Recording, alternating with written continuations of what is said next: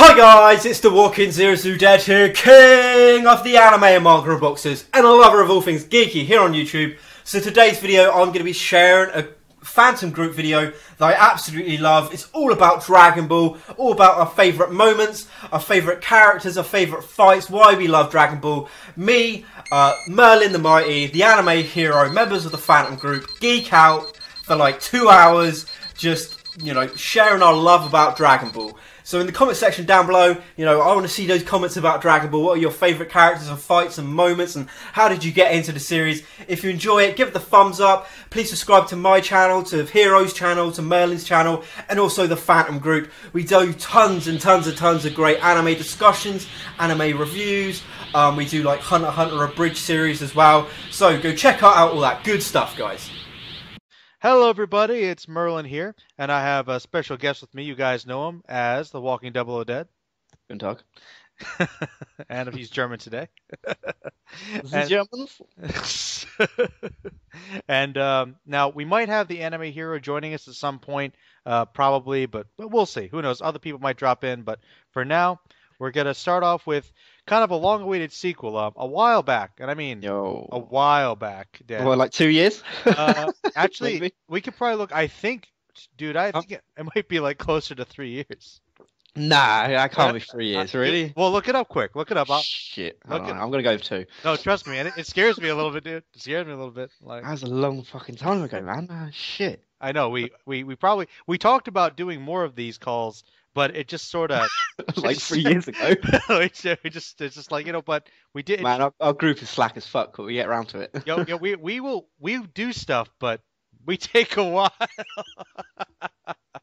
Yeah. No, but I'll admit, and I'll admit, Dad, like this is a little off topic, but like that FMA call, like I agree with you.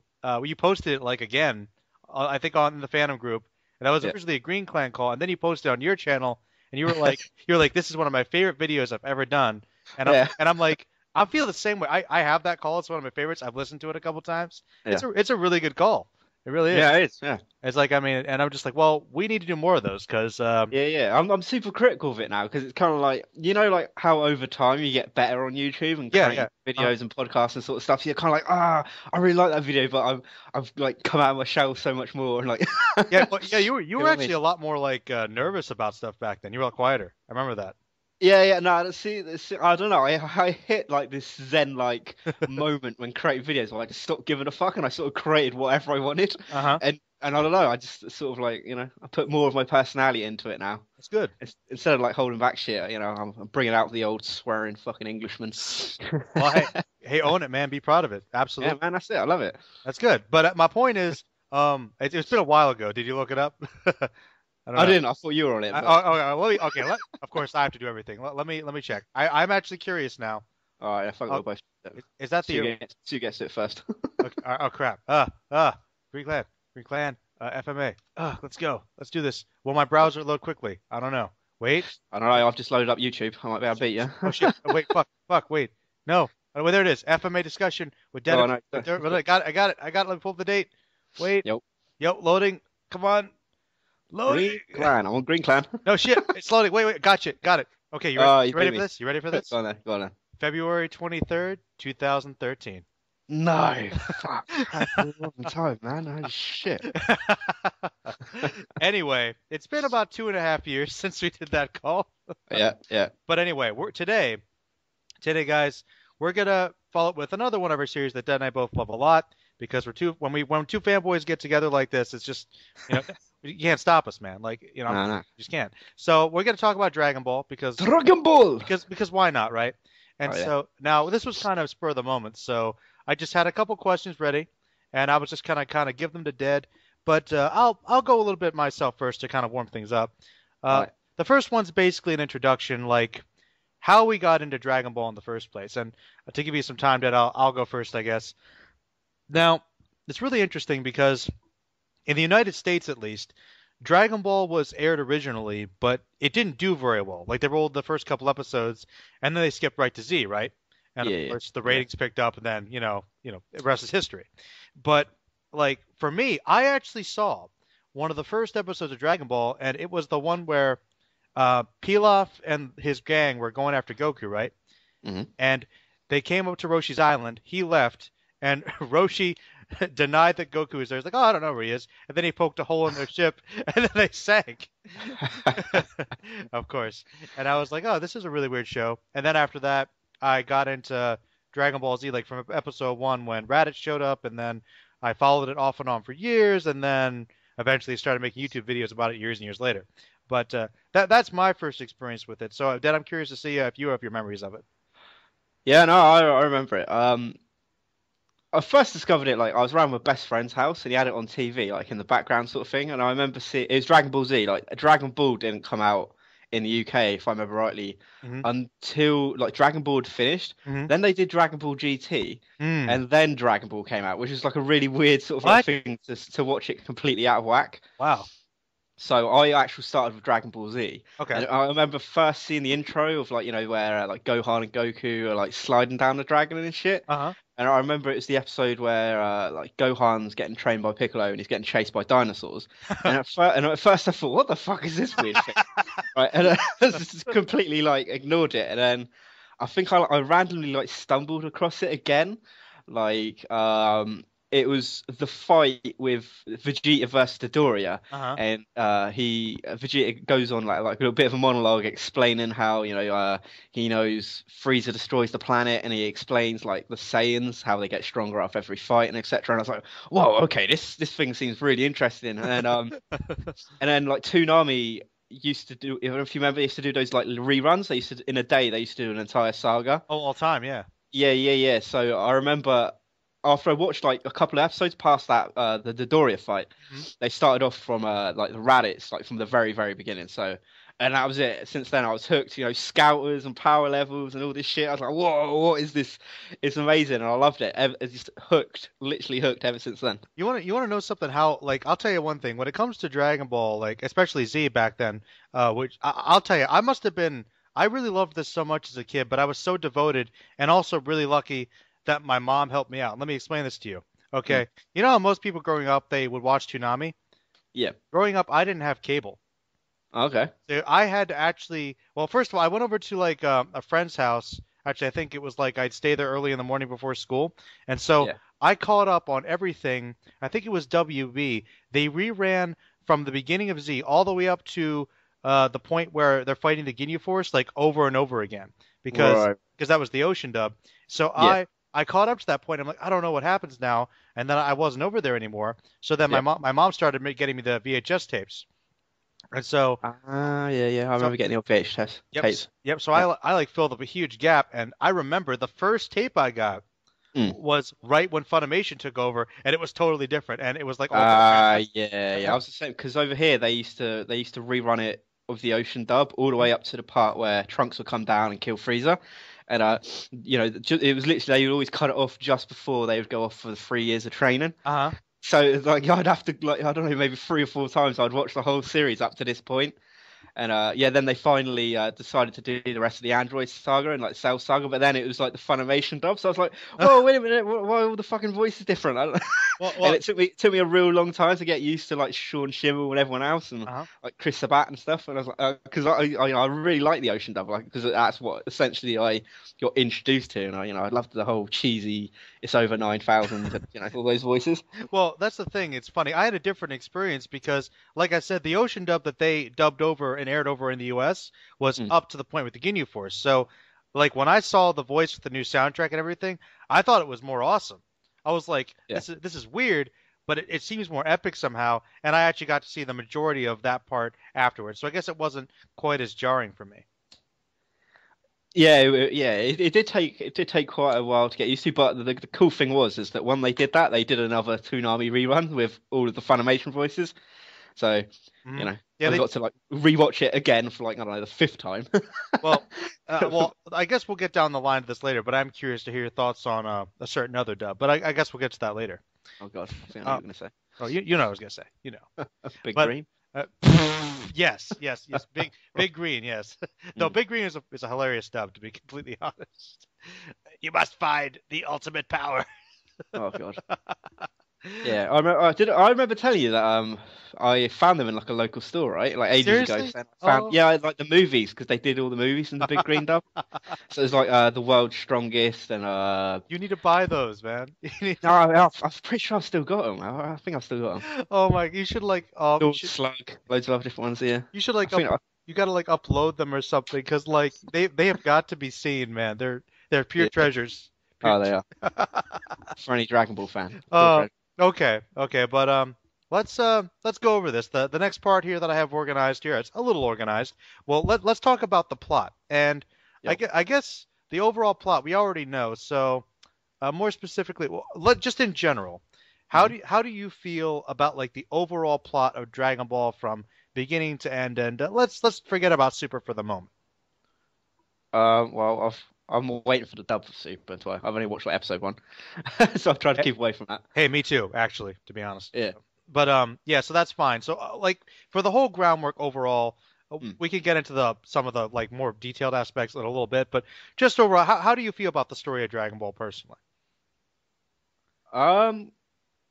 Yeah, I really, how is this? It's sort of like nostalgic wise, I love it. Like I've got no problems with it, but I can see why the new modern generation of anime fans they might feel that it's dated, and you've got things like One Piece with all its like themes and morals and all this world building that's gone into like real great depth, and there's all this foreshadowing, twists and turns. But for me, like Dragon Ball never needed any of that because for me that's Dragon Ball wasn't about that sort of shit. It's a different time, a different era.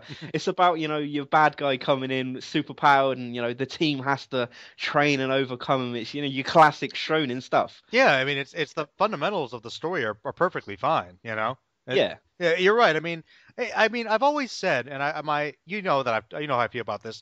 There's more to Dragon Ball than people often realize. Like, if you take it at face value, you're right. It's about the action. It's about working together, perseverance, teamwork, family, good shonen stuff. But I mean, there is more going on to it, but it's more subtle. And I think people kind of forget that about Dragon Ball. It's not. I don't think it's like as detailed. I'd say that it happens over a very long period of time. So maybe that's why people don't. That's true. Especially with like characters and how they grow and change. Like, if you take Goku from the very beginning and you compare him all the way to the end, there's a massive change. Same with like Vegeta, same with Piccolo, same with Gohan.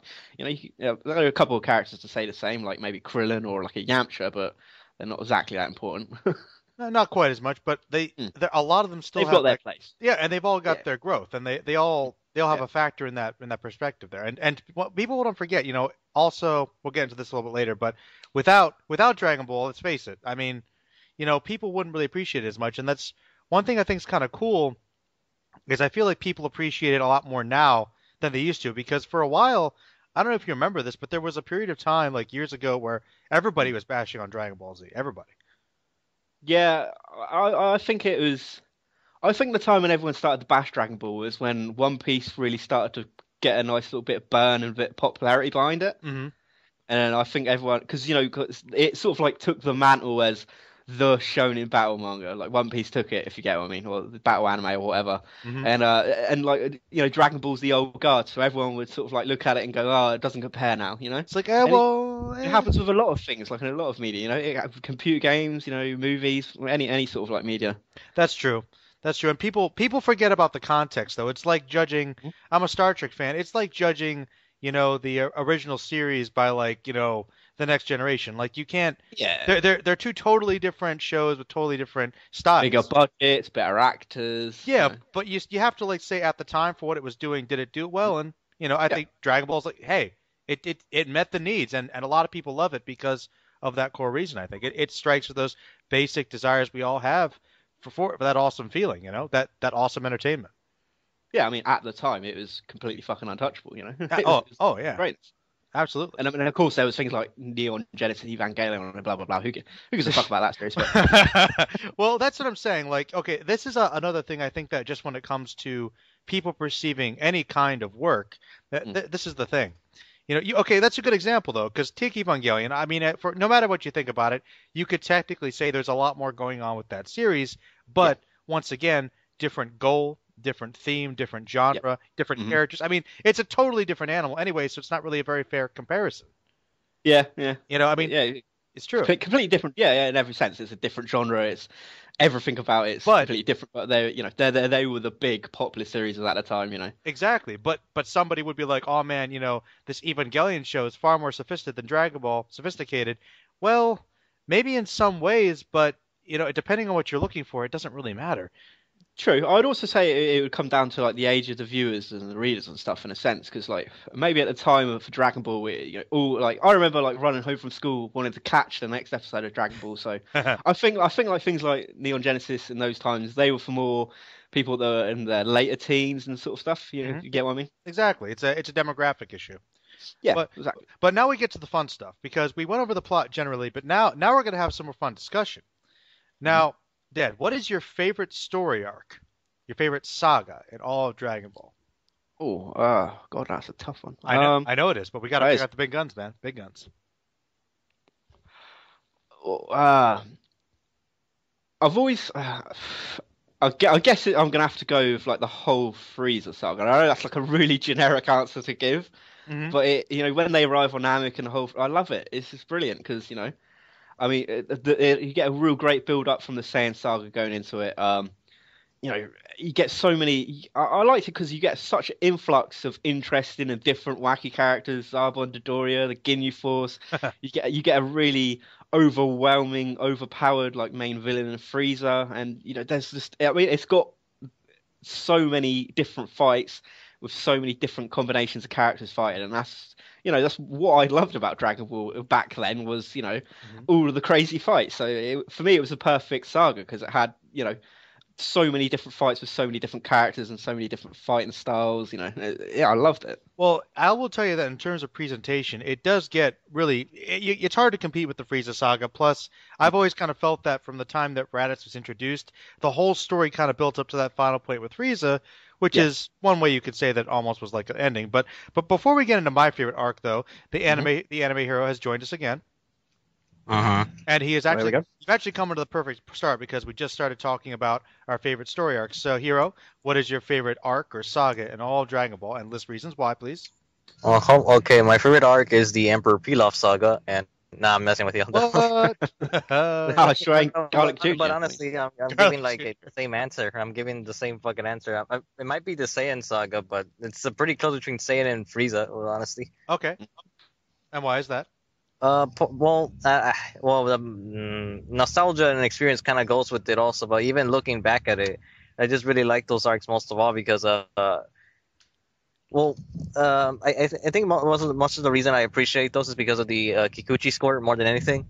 Oh, really? Oh, okay. Yeah, because I just really like listening to that, and I remember very well when I first I did see the original Dragon Ball at some point, like all the way through, and then Z came around in the Spanish television, and then I just recall very well a lot of the musics that were playing in both the Namek, Frieza, and the Saiyans, and I always found myself like liking those arcs just because of the soundtrack. But obviously they would change the tunes a bit in the later arcs, and especially in Kai when they changed the whole thing when it first came out. But going back to the overall conflict, I remember what Dead and what you were saying about it was more presentable. And it is because it just flows neatly from the Radix arrival to the arrival of Vegeta and Nappa, and then from there they have to go to Namek and try to rescue their friends by reviving them with the Namek Dragon Balls. But unbeknownst to them, when they happen to go there, they think it was just gonna be like smooth sailing. But then no, you find out that this planet is being terrorized by a fucking like intergalactic tyrants. Fucking genocidal maniac. Basically a god level being, basically. Yeah, because not to mention the whole start of Z up to that point, like it was very apocalyptic in scale and much darker than I guess as dark as Demon King Piccolo got. Yeah, I mean, because right off the bat, you start off with all the characters just dying, like left and right. The changing of the game, seriously.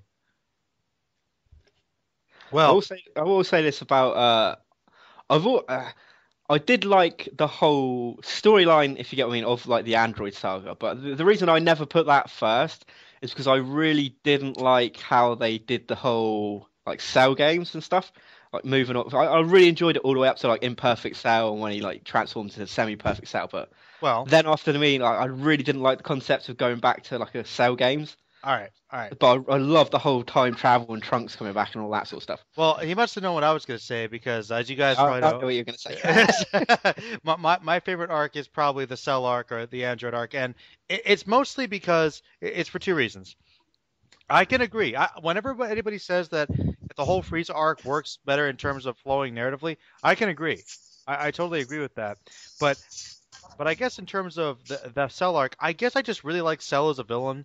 And I like his backstory. I think he's very interesting, and I love Future Trunks and the time travel aspect, and the basically the androids as a whole and what they represented. And I just really like that. I feel like in terms of the complexity of the storyline, it never got more complicated than it did with the Cell arc. To be honest, like that's the most layered, complicated writing that the story ever had, and I thought that was really interesting. Yeah. And I guess I really liked the themes they explored there, the relationship between Trunks and his dad. Krillin stuff. I thought Gohan came into his own finally. Piccolo had some great development. Just a lot of I think it's the last time in the series where everybody got to help out somehow and be awesome. Yeah, everyone was sort of like relevant in their own sense. And I like that. After that was kind of the last time that happened, and I will agree with you that it does. I would have preferred it if the Cell games he'd fought everybody. You know what I mean? Like, that would have made it better. That made it a little more interesting, but it would have made it better. But the thing is, there was such a big gap between all the characters. I mean, Goku and Gohan were pretty much the only ones that can go toe to toe with him. Yeah, but I feel like some of the other characters could have done something, and Cell could have made it interesting at the very least. Well, here's the thing. Here's the thing that what probably should have happened. Yep. Is that you know how Cell had the Cell Juniors, and maybe you should have brought them out from the beginning, and then that way exactly. Yeah, if you want to make it a tournament, that way. Yeah, that would cool. They could be different. Yeah, they could be different colored, Cell Juniors. Yeah, and he could have like an evil clone of everybody to showcase everybody's abilities and see how well they could do. It would be kind of cool. If you had like say like if we give an example, like he has a Piccolo one, he has like a Piccolo, but he makes it the same sort of strength as Piccolo or something. Exactly, and this is the thing. Cell will be like, well, it'll be a point-based system. However many times you can win, whoever has the most wins at the end, and then it'll come down to a tie, and it'll be like, that would have been good. But anyway, we've talked about some of the arcs, but I know that I know Z likes this one, but I know they're fans of it. But like I know where you're going with this. We can't have this discussion without briefly talking about Buu Saga. Let's lay it on the table. I mean, I know everybody thinks I hate on it, which I do. But like there are good things that happen. And for me guys, here before you guys talk, I'll tell you this. Just in a nutshell, I'm actually cool with everything in the Buu Saga up until Buu shows up. Like, really, I mean, after Vegeta makes that sacrifice, it's like it starts to drag. But what do you guys think? Well, I was kind of feeling something similar, but not with the Buu Saga, but with the Cell Saga, actually. Really? Okay. Yeah, because when Goku sacrifices himself, I thought like that was the ending of the arc. But then then things go to 180, and then you see Cell return and everything. Well, yeah, but the difference between Cell and Buu is that Cell that was like, a couple chapters, Buu that was like, a whole nother arc afterwards. Yeah. My biggest problem with the Buu arc is Buu himself. I just don't like him as a villain. I know it's sort of like it's supposed to be like a representation of maybe like pure evil and just like raw destruction and shit. Mm-hmm. He's just, I don't know, he's such an uninteresting character for me. I really like the whole development and Vegeta as a character kind of sort of, we this is the point where we see him truly grow into the hero, and with the whole sacrifice, and he's just brilliant. Like I can't take anything away from that, and I love the whole Super Saiyan 3 transformation. I just really don't like Buu as a villain as a character because. You can take each villain. Frieza, he's the first time we ever see a truly overpowered villain that sort of gives them a real threat. Like, how are they really going to overcome this guy? And then Cell, we get to see all of his different changes through absorbing the androids, and then it just comes to Buu, and he's like this pink magical fucking blob, and I'm like, he's not a great deal of substance to the guy, and he's just not very interesting, and I just didn't care about him. Well, I will say one thing about Buu though. He does have of all the three big bads, he's probably got the most interesting backstory. Yeah, but I don't know. I just don't like the whole aspect of he's some magical creature that was created by some wizard. It just that's so powerful. He's more powerful than the fucking Kais, and how could this backwater fucking wizard create this ridiculously powerful thing? And, at least with the androids, the Dr. Gero was following them, and yeah, he's studying them, getting data. But I guess the wizard must have sold his soul to the devil. I mean, Deborah. You know what I mean? It just didn't make sense to me. I mean, Frieza, his race, his mutant race was born, and they're just ridiculously overpowered. Mm-hmm. Cell was created through studying in science and all that sort of stuff. Speaking of Frieza, I'm in Walmart right now, and look what I'm looking at in front of me. Wait, Resurrection F? Yeah, it's right in front of me. Well, Hero, since we're on the subject, what are your thoughts on Boo? On Boo, what was that? To me, it's odd, like how his character just shifts throughout all three phases, man. I mean, the first one is just comic relief right off the bat. Mm-hmm. Like then the second one is the more popular form, but when he starts absorbing everyone, that's when he gets more maturity and intelligence, and has more like charisma towards him. The way he's like, but the thing is, the more I look at it, Boo is just like Cell 2.0. Yeah, he's like a combination of Cell and Frieza. Yep, but it's not interesting to me. But then Kid Buu comes around and it just yelling and AKA Cell Junior 2.0. So fucking yeah, basically he's a Cell Junior. It's pink.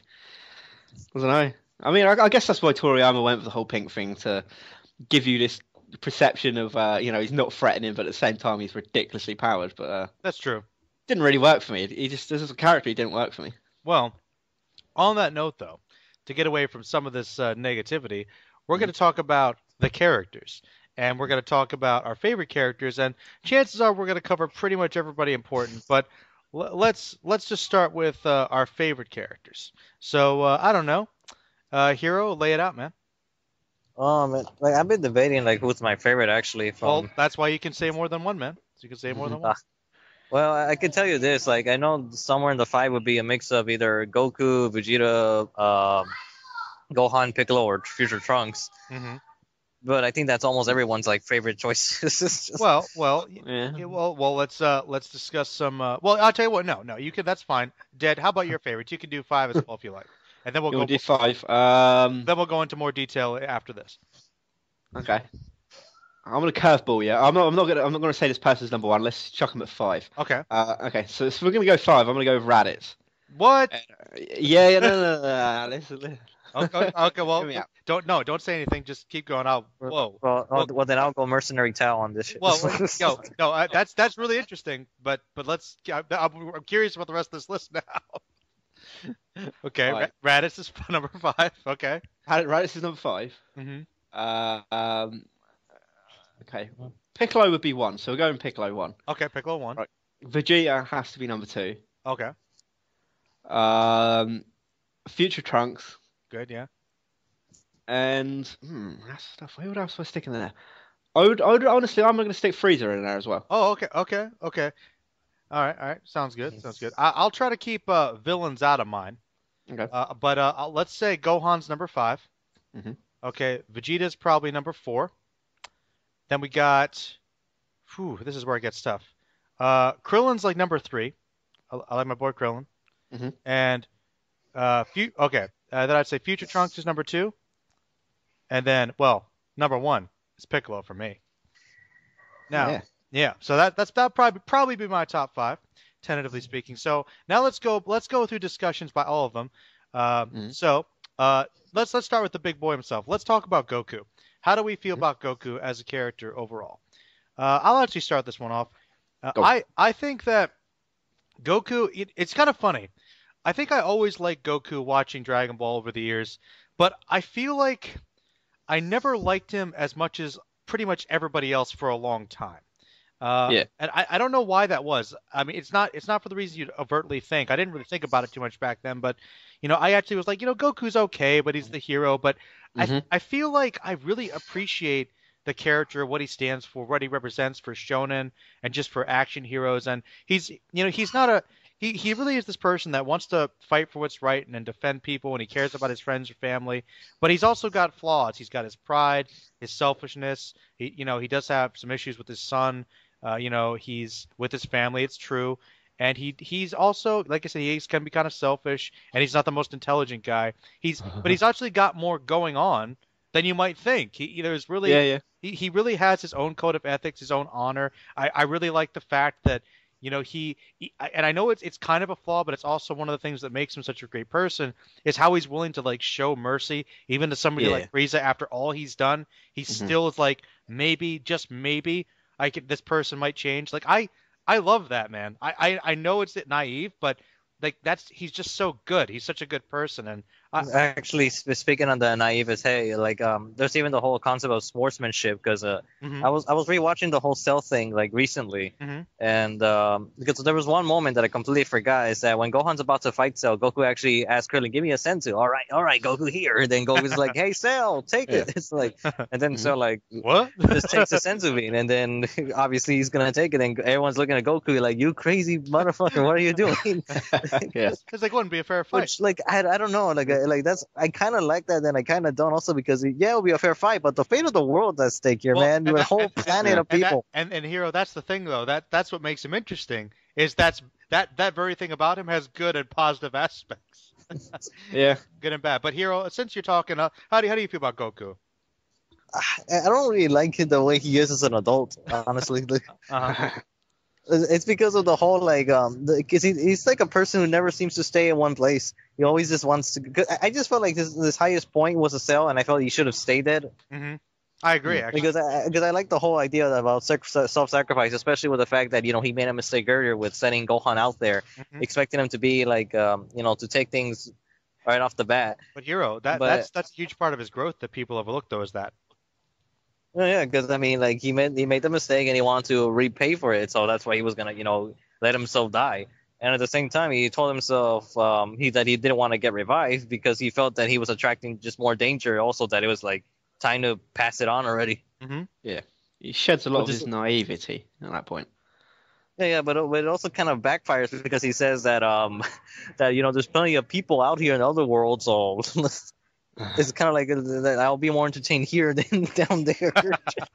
Like that's kind of what I hate about him. Is just that like, you have something so positive, but then I'm just like, you're not the best hero around, I'd say. But well, Dad, what are your thoughts on the big man himself? I've always been very neutral on Goku. And, okay. Main reason being is like. I'm really weird when I watch series. It's like I always root for the side characters, the underdogs. I'm never really that invested in the main character. Okay. So it's not in the sense that I don't like Goku or that I do like Goku. I mean, I do like he's the main character, so I mean, I don't know. It's hard to explain. I'm just very neutral. No, it's because the anime series or like a shonen series in particular that have like groups of characters. Usually, you kind of know how the main character is going to be. I mean, it happens all the time. There's Kaneko Man, there's Seiya from Saint Seiya, then there's like Momotaro from Tokujuku, and then in JoJo there was like Jotaro would probably be the example for that. Well, that's the thing though. You're right because. With a shonen show, they have to fit a certain formula, but the supporting characters get to do all the interesting stuff. Yeah, that's the thing, because the main character has to be the representative of all the moral ethics, usually, of the group. But then everyone else, they could just do whatever they basically want. They could be real people. They're not restricted to that role. So that's the thing. So. Yeah, that's true. That's true. But all right, well, that's interesting. Dad's gonna go Switzerland on Goku. Okay, well, since we've talked about the big man, obviously, logically, we got to go to the number 2 man. Let's talk about Vegeta. And since you were the last Veggie himself, we're going to start with Dead on this one. How does Dead feel about Veggie? Veggie. When I was a kid, absolutely loved him, and he was always my number one spot. And it wasn't until I was older and I rewatched the series over again he's an asshole. He is, man. So I started to truly appreciate Piccolo, but going back on the old nostalgia on Vegeta, I love that. He originally comes in as the villain. He's fucking arrogant and cocky, and I just loved how he wouldn't show any. He's like really at the beginning. He's the very polar opposite of Goku. He doesn't show mercy to anyone, and then we slowly get to see him sort of like slide into that anti-hero point, and he gets like future Trunks coming in and everything. Gets a family. Then we see the sacrifice. So yeah, I don't know. I just love him. I prefer Prince Vegeta because I love that just cocky, arrogant, merciless motherfucker that he is in like the Saiyan Saga and the Frieza Saga. So you're saying you prefer him as a villain overall? I kind of do. I do like him as like the anti-hero. I've never really liked him as the hero, but I always liked him when he was dark and he just, he was all about getting stronger and training and just being merciless to people like Jason. Jace. Dude, no, fuck Jace. It's all about it. It's all about how he fucked up Goldo, man. He just chopped off Goldo's fucking head, man. And it's just going. I nearly completely forgot about this. Is all the cocky little comebacks he would have, and the one-liners were just fucking brilliant. That's why I loved him. It's like sad for you. How sad. Yeah, that's right. Sad for you. Tell me, do androids experience fear? Oh man, yeah, he does. He did have those classic one-liners. Yeah, that was it. That's what did it for me. The cocky one-liners. All right. Then we're gonna go to Hero next. I know he's got feelings about the vegetable. Oh, the vegetable. Okay, Prince Vegetable. That's what he is, man. Go ahead. Yeah. Yeah, it's kind of hard to do this because I'm actually looking for something in the store while I'm talking to you. So. Well, look for some vegetables. It'll give you some inspiration. Well, anyways, with Vegeta though, like it was actually a moment where I was debating whether he was a villain or anti-hero, but yeah, I ended up caving into the whole anti-hero thing. But as a character, I do like the fact of his change. Oh wait, hold up. Change my charger back in 1 minute. Okay. No, sorry, I got a message and I got confused. Go ahead. Well, basically with Vegeta, I do appreciate the way he changed, like how he managed to basically will go from villain to anti-hero. Then the fact that that he redeemed himself. Basically, he was just becoming like a more of a better person, which he started to see his awful viewpoint in life. But what I liked most about it was in the Buu Saga, how he kind of fell back into temptation to go back to his like evil ways, and because he felt like soft just because he was raised in a family and everything. I don't know. There's always something that you just can't help, but when someone bad just do something like one little thing that's good, you kind of respect them for that. Fair enough. Well, yeah, but yeah, I still think that for a lot of parts of the series, he was a real asshole. I don't know. My thoughts on Vegeta, I mean, it's kind of similar to Dead's. Like when watching him over the years, like growing up, Vegeta was always my favorite character. Like Vegeta was so cool. Vegeta was so awesome. Like it was Vegeta all day. Like I was like I watched the show for Vegeta and I thought he was a great villain. And even though he was like villainous throughout much of the series, I still was interested in him. And his relationship with Goku is just legendary and so complicated. It's like he does.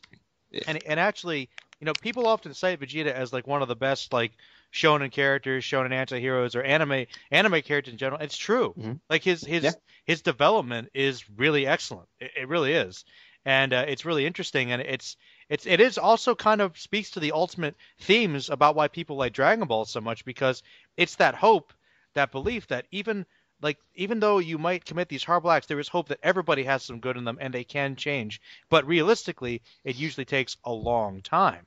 Yeah. And that's one of the realistic things about it, his growth in that, and the fact that he has that connection. And it does take a long time. Though, I will admit, I don't like Vegeta quite as much as I did when I was a kid. Because he is kind of an asshole, and it's entertaining. It's entertaining, but it is a little hard to get behind him sometimes. But he has got that, and I think it's like quite a good sort of like message to give out. He's got that like never give up attitude, and if you want something, you've got to work really, really hard to get it. That's true. He's the epitome of that in the series, I think. Would you say he is more than a Goku? Because Goku just kind of gets it because he's the chosen. Yeah, Goku he's always been like very naturally talented at learning anything, whereas Vegeta is someone that's always had to grind and struggle to achieve anything he wants.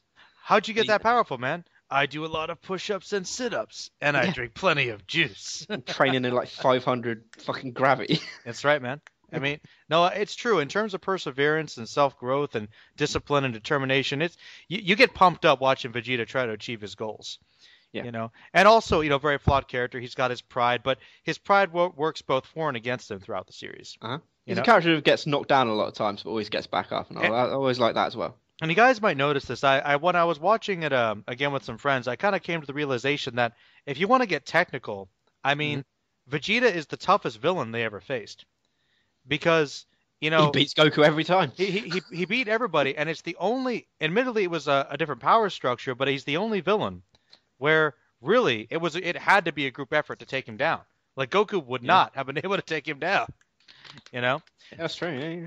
It was pretty intense. So he's a really tough guy, and he was a great villain, and you know he's just an awesome character overall. Agree. Now this is the question though. This is the question, guys. If I'm gonna go to a number 3, who's number 3 gonna be? Because I know who it's gonna be, but I'm curious what you think, Dad. I don't know. I reckon it's a bit of a toss up between either Gohan or like Piccolo. Well, you're half right, man. It's gonna be Gohan. Yeah. Well, we got to talk about Gohan because technically he is the main character for the second half of the show. He really is. Now let's start with Hero this time, if Hero can talk, because you know, mixing it up. Unless he's not there. Nah, fuck it, we'll jump on it. Okay. All right, Dad. What are your thoughts on Gohan-san? I do like the growth of him. Like, I mean, it's at the very beginning, it's planted the seed of his growth. You know, from the very beginning of it, that at some point, you know, he and Toriyama was going to do this, but you know, the fan backlash is that he would take over the mantle of the hero of Dragon Ball, which I was cool with. I was totally cool. Yeah. So, you know, we slowly get to see this growth of him being a little chicken shit kid. And, you know, he gets battle hardened. He's intelligent. He grows. He becomes a warrior. He becomes a man. And then they just fucking drop the ball with him big time, man. It's such a shame. Yeah, it really is. Massive just drop of the ball on his character. No, not just dropped the ball. He dropped the Potara earring. Yeah. And it's like, at this point, now they're doing like more series. It's like, I think they dropped the ball so hard on him that there's no coming back for him. I think they're going to really struggle to like really put him up there with like a Vegeta and a Goku now. Even though we know he's like the son of the prodigal Goku, and you know he's technically more powerful than Goku. He is technically more powerful than Goku. Yeah, and it's what I mean. They've really ruined the potential of him, and it's a shame because he's a really interesting character. Okay. All right. Well, Hero, you want to chime in thoughts? I don't know if you... Like, I don't mind the Great Saiyaman thing or anything. I just feel like the whole boob fight is what screwed him over. I agree. Well, you know, I really like Gohan a lot because I think that he's kind of believable. I think that it's interesting to have a character that's actually really smart and who's actually like he's a kid. He's actually, you know, you're right. He is kind of scared a lot, but think about the undertaking he goes through. I mean, he journeys to this other planet to save everybody. I mean, you know, he's not even 10, man. Like, I mean, he's a young kid. I mean, you know, people forget how young he really is. And he's like what, 6 on Namek? Like that's some. No, really. I mean, like 6 or 7, man. Like, not 10. He definitely wasn't 10, man. I mean, a lot of people think that, but he was like technically like 6 or 7 years old. I mean, this kid. How many shonen heroes are that age that undergo that horror and that terror and not many, man. Stand up against those villains. They're 7 years old. I mean, you know, well, maybe Piccolo if you think about it. So. Oh, you know what I mean, man. Yeah. No, but seriously, like people write him off, and I do agree. This is kind of the thing, though. I mean, you're right. They did drop the ball and or the earring because of fan backlash. You're right, but I still think that doesn't discount Gohan's character, and you know, I agree. The Saiyaman thing's fine because that was a perfect balance because Gohan had, you know, to focus on being a superhero. That's what he was. He had to save the world, focus on his natural gifts, but he could still follow his dreams and his studies. He was that perfect balance. I mean, that was fine, and that's why when Gohan breaks the Mystic Sword, gets his power, and kicks Boo's ass, that's where the series should have ended. Yeah. I mean, like when he just when he's taking Boo down, like, I mean, maybe they could have saved the day. I mean, like that was awesome. Like, and then it just kind of sucks, and I do think people are a little hard on him because of that, and it is the writers, it is the decisions they made, but I think Gohan had a lot. I mean, that I'll say this, I don't mean to cut you off, but like that defeating Boo would have been that final thing that was cemented him as the character, and then when you take that away from him, it just it kind of ruins him in a sense. It is true. It is true. But I guess I still think Gohan's one of the best developed characters in the show because he did have that internal struggle of living up to his dad's place, but also, overcoming what he wanted to do as well. So, he did go through a lot, but it's just that one little thing at the end that I think kind of sabotages him a little bit. Yeah. All right. Now, guys, unless you want to say something else, Hero. I got nothing. Okay, I got nothing. Well, then you guys. No, I got something. He's got something, guys. He's got something. Yeah. Because I mean, because there is an expectation that he's supposed to take the role. I mean, just look at the opening for Dragon Ball Z. I mean, you see Gohan everywhere. Yep. Especially in the second opening with the the whole time skip one. Mm-hmm. You see Gohan and everything as like the main character. The next in line. But yeah. I mean, it just didn't. The line didn't go. It's like JoJo, man. You're a big fan of JoJo. He was groomed to be the next generation. But it just didn't happen.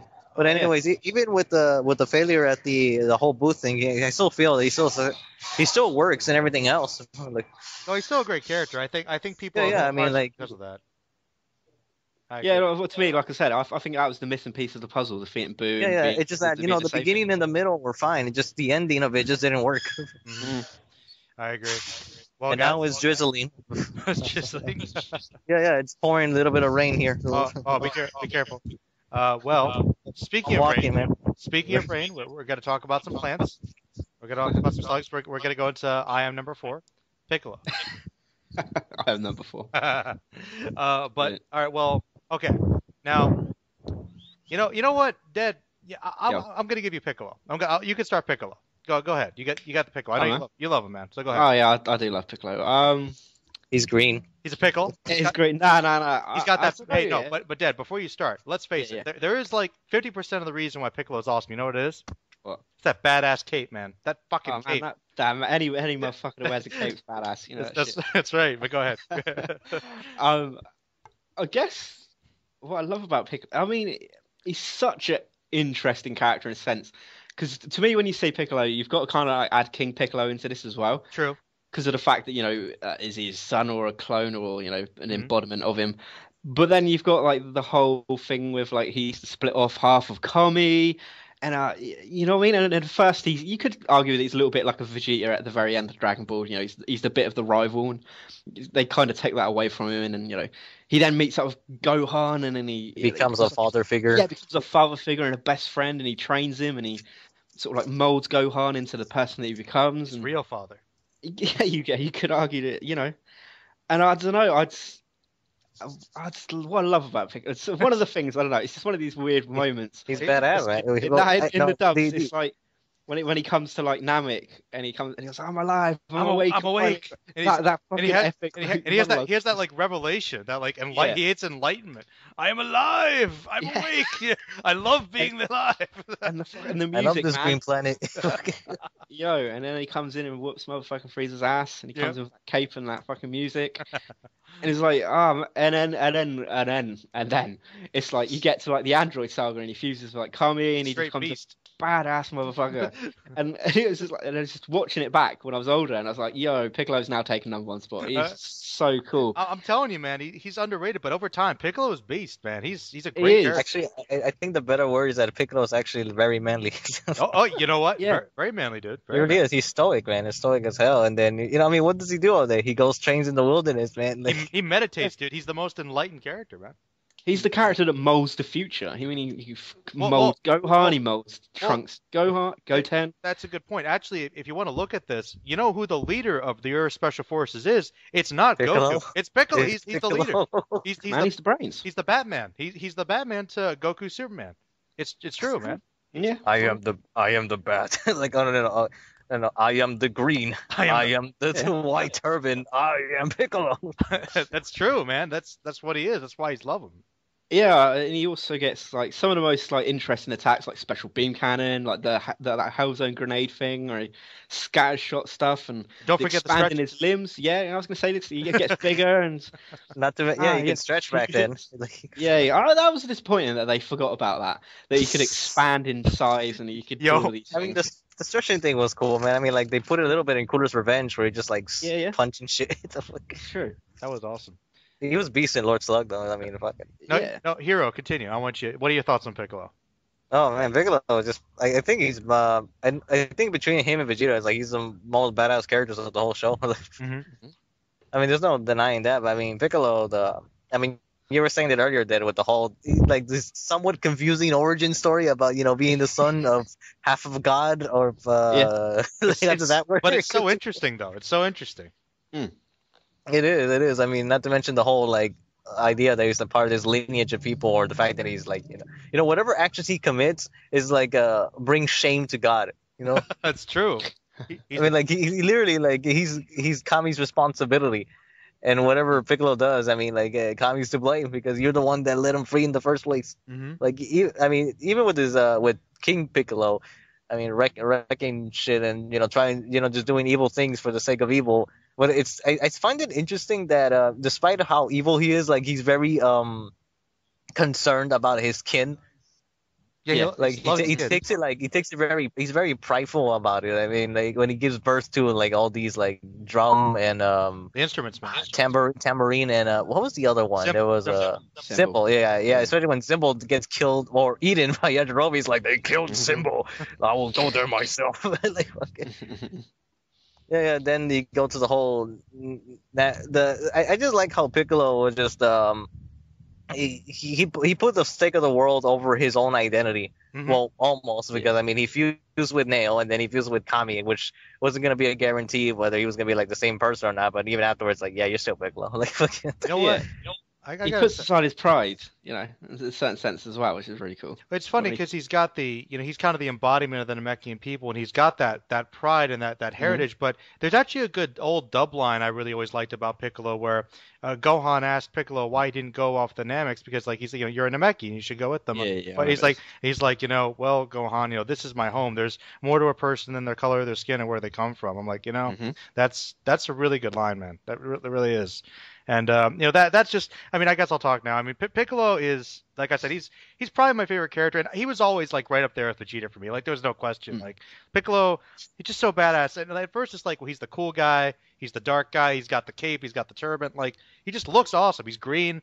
But even when you get past the superficial design, like he's just got so much going on. He's so complicated because he's the extension of this dark person from the past. He has to redeem himself, and he starts off hating Goku, but then through bonding with this kid, he actually gains like humanity or Namekianity or whatever. Not to mention it was the child of his like enemy, his worst enemy, or the guy that killed his father. If you want to look at it that way, like think about that, and he grows to care about him, and then after that, it's like I'm a hero now. I'm gonna work with everybody, and I'm gonna defend Earth. And he has all those badass moments you guys mentioned. And then when he has to kind of like refuse the Kami is like one of the best scenes in the whole series. I mean, like, and he takes. Not to mention his first death with Nappa. I mean, the death with Nappa is like one. I mean, it's even in the opening. It does. It's tragic, and let's be honest. I mean, Piccolo has like all the best fights. He's got all the like his fight. I mean, like Android 17, Cell, man, even Frieza. Like he gets a shot at everybody, man. I mean, he's good. I mean, you guys already said it. Like the guy's great character, awesome, easily one of the best. I mean, he needs to get more appreciation. Yeah, he really does. But he's the most rational of the group. Yeah, I know. It's just such a shame that the power gap now and like Super's so ridiculous. Mm-hmm. They can't really bring in people like Piccolo and Gohan now. That's why they need to give them something to do. They need to give their side characters something to do. Yeah, man, the Super Namek, man. Well, I guess in like the next arc of like the manga of Super, they're doing this whole alternate reality tournament shit, aren't they? So I'll say this: you can have what you need to do. Have Goku and Vegeta have to go somewhere far away to train for the big bad guy, which they do anyway, and have Piccolo lead everyone else, and like we have to get together and take down this guy over here. Like that's trying to resurrect some monster. Like it's not that hard. Just give them something to do. Anyway, we'll get it. I've organized this. This is a later topic, so let's. I just have something stupid like if you could imagine Piccolo going around to the other guys like, "Warriors, tonight we dine in HFIL." Yo, that he'd say that though. He'd be like, he would. I mean, he had a great line with Yamcha. Man, Piccolo's the fucking general. He is, and he's the smartest guy. He uses strategy, and he's got that great line when Frieza comes back. Yeah, actually, what would boost his character? What would boost his character? What? It's actually something that happens at the end of the whole Cell arc. What? He said like the concept of love, like he doesn't understand love basically. Well, of course he does. I mean, with the Gohan, but I mean, like with the whole, I meant the opposite. Well, of course he doesn't. He doesn't have genitals, man. He just gives birth. I know the asexual thing, but I don't know. I feel like that could go somewhere. Fucking. What do you mean? Piccolo like falls in love? Yeah, why not? I mean, you know what? That'd be awesome. That'd be really awesome. I mean, think about it. Like everyone, well, Goku and Vegeta and Gohan have someone. I mean, why not Piccolo? You know what? You know what, man? To drive. People joke about this stuff, but that's one of the cool things about Dragon Ball is when they're not doing like the epic power and fighting, it's still entertaining. Just watching them do normal stuff is awesome. Remember, even Krillin has someone too, man. I mean, I know. Like, yeah, right. You know, Piccolo needs somebody. I agree. But anyway, we'll continue. These are good ideas, but we got to go to the number 5 spot, and you know who that's going to be. You might be surprised. Ooh. Is it Trunks? I'm going to go with Krillin. Well, Dad wins the prize. It's going to be well, Krillin, because Krillin is, let's face it, you know, he is a really important character. We got to get him out of the way. Mm-hmm. All right. Well, as you guys know, Krillin's like one of my favorite characters, and I think it's kind of funny because, like a lot of things about the Dragon Ball fandom, Krillin used to get shit on all the time. But he did. Like, you guys know, he got shit on all the time. I remember, oh man, Krillin gets taken out in one hit. Like, he was the butt of jokes, right? But now, with a bigger understanding of the knowledge of the whole series, we actually appreciate Krillin as the comic relief, as the best friend, supporting character who does a lot of important stuff. And he's actually gotten a lot of, like, Krillin is now, like, ranked as, like, a really important character, and now Yamcha's just, you know, even more shit upon them. Not to mention in the Japanese, he's voiced by Luffy since the beginning, so. Exactly. So, you know, but Krillin is like, he is the most grounded, like, believable character because as powerful as he is, he's kind of that. He's the real Komatsu. He is. He's the real Komatsu. The real Komatsu. Because, you know, he is the character we can relate to because even though he's so powerful, he still has to stand amongst these gods and try to survive. He's very human. That's the thing. I mean, he's the comedy sidekick done right. He's likable, you know. He is likable, and you know, and the thing is, people forget this, but there are so many times though where main characters would have been dead if it wasn't for Krillin. Like, so many times. I mean, he does what he needs to do, and he has the most badass attack and most broken attack in the whole show. Yeah. I mean, Destructor Disc is awesome, man. They've had to tone it down. If only a super nerf. If only they had him ever hit anything, you know? Yeah, geez. Yeah. But no, I mean, Krillin, you know, it's funny.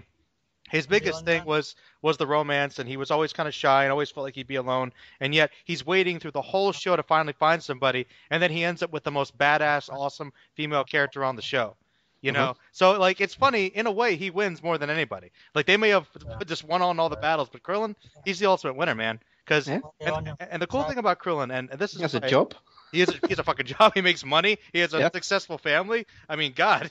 But you know, but Krillin. This is the thing, man. More than anything else, though, Krillin is able to like have that go against these massive power gaps, and he still stands with his friends. He's still brave. He makes that sacrifice. He fought Frieza one-on-one, man.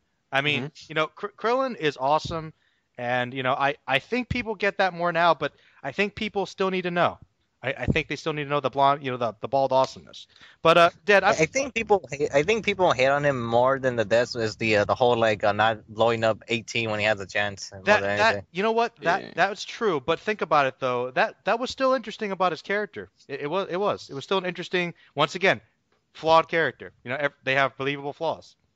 Yeah. The only thing I just kind of wish that I'm not sure if they mentioned it beforehand or not. Like if they mentioned that the androids were, you know, they used to be human and they were like made into these things or not. Like I don't know. I think that's the only thing I'm like after, isn't it? Like, it's been very. I don't know because if they didn't know that stuff beforehand, then it would be more of a moral dilemma for Krillin. Because I'm thinking like, am I gonna kill this person again? Because I mean, like it's probably not even her fault why she's like this. I think, and then I'm just gonna kill her just to try to save. It's kind of a dick thing, really, because I'm thinking I'm gonna kill someone just to save like everyone else. Yeah. Well, hey, I mean, but it's a strong dilemma. But all right, Hero, since you're talking, what are your thoughts on Mr. Krillin? Kuririn. Kuririn. The Mr. Kuririn-san. Kuririn-san. Yeah, but it's kind of weird, like where I put Krillin, really, because I don't hate him, but I don't really like him either. He's just somewhere in the middle for me, I guess. Okay. I'll hold on a sec. We're We're holding. Yeah, I always I know Hero's always kind of had like this weird feeling about Krillin, but I don't know. He's got to understand the awesomeness, though. He's got to understand. Yeah, I know, because I mean, I do. I just liked how he meets up Goku in the first place. That he actually was briefly stronger than him, or at least on par. I mean, I don't know. I just kind of wish like the power gaps more than anything is what fucks up the show. So you think that Krillin should have been stronger? Is that what you're saying? He should have been around the Goku's level, I think. Honestly, even though really, you think something? Really, you think he should have been? Yeah, because either that or at least the character should be more balanced out. I mean, you know how One Piece, everyone gets their fair share. I mean, with Dragon Ball, however, the main characters just became too overpowered. Well, I mean, I don't want to assume that you're talking about something superficial here about his character, but are you saying that the fact that he's not that powerful hurts his character? Yeah, because it doesn't give him much to do. Yeah, I guess it does box him in the. Let me explain. It's because with Krillin, like in the beginning, like he was like around Goku's level, and then it's kind of strange how Toriyama never really used him for much of the other arcs. Like the Red Ribbon Army arc, everyone could have joined in on the party and fight against the whole army to save people, but it didn't happen. And then when we go to the Demon King Piccolo, he ends up dying, and that's the whole reason why he's a trigger for Goku's anger and everything. And we actually don't see Krillin really take the lead until like Namek Saga. Well, Namek Saga is Krillin Saga for like a lot of it though. Yeah. I don't know. I just kind of wish he was just around more. And then after that, like with Cell he was spending time with Trunks, and so there's that. They were actually good buddies. He's always doing something. He gets along with everybody. Well, that's the thing. I mean, Krillin's always doing stuff that's important, though. It's just unfortunately it's not combat based most of the time. Yeah, that's true. Well, but I see your point though. Now I'm curious how Dead's gonna feel about Krillin. I'm curious. I pretty much agree with what you said, man. I really enjoy it. He's a likable character. He's the the perfect sort of like comedy sidekick that works. You don't really like hate him. He's not annoying like a lot of other series have got. Like any examples? Komatsu or like, I guess a Sakura would go there as well. Yeah, fucking Usopp. I don't know. Oh damn. Oh, he went there. Yeah, no, I went there. Fuck it. Fuck One Piece. Oh no. And like 100 subscribers just left. No. They can handle it. No, but no. I mean, okay. So that's pretty much it.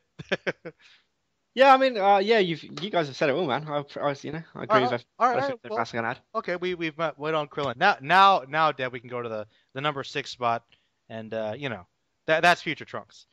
Now, the reason why I position them like that, I'm going by what I think level of importance is. But you see, Trunks, like in terms of characterization, is like arguably the best character.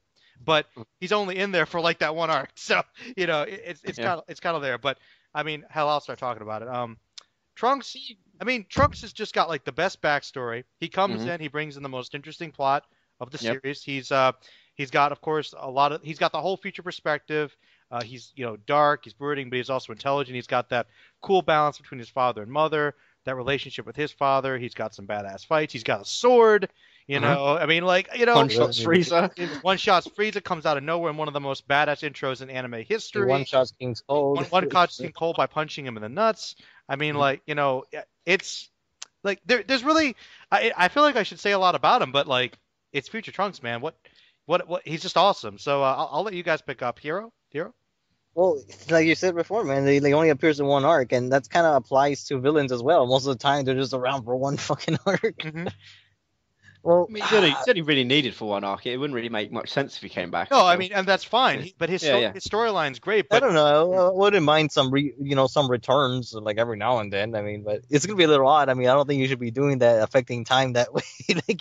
Going for a visit or something. But I don't know. I do like everyone likes his story. I mean, the whole setup about this, like.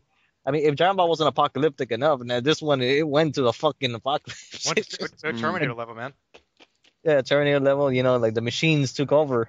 And then, I just like how everything gets resolved at the end. When he goes back, and just pretty much just one-shot the androids and Cell. I'm telling you, though, I feel like no other character has as strong a motivation. Because you guys might remember, those flashback sequences to the future, that stuff is dark, man. That stuff is really dark. It is super dark, man. I mean, the whole, Cell showing up, too, was, dark as hell.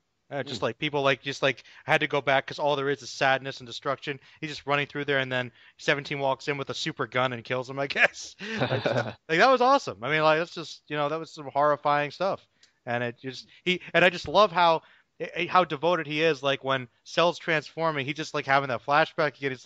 He's like, I promised I would never let Dr. Rose's creations come in. I will destroy you. Like this will never happen again. This will never happen again.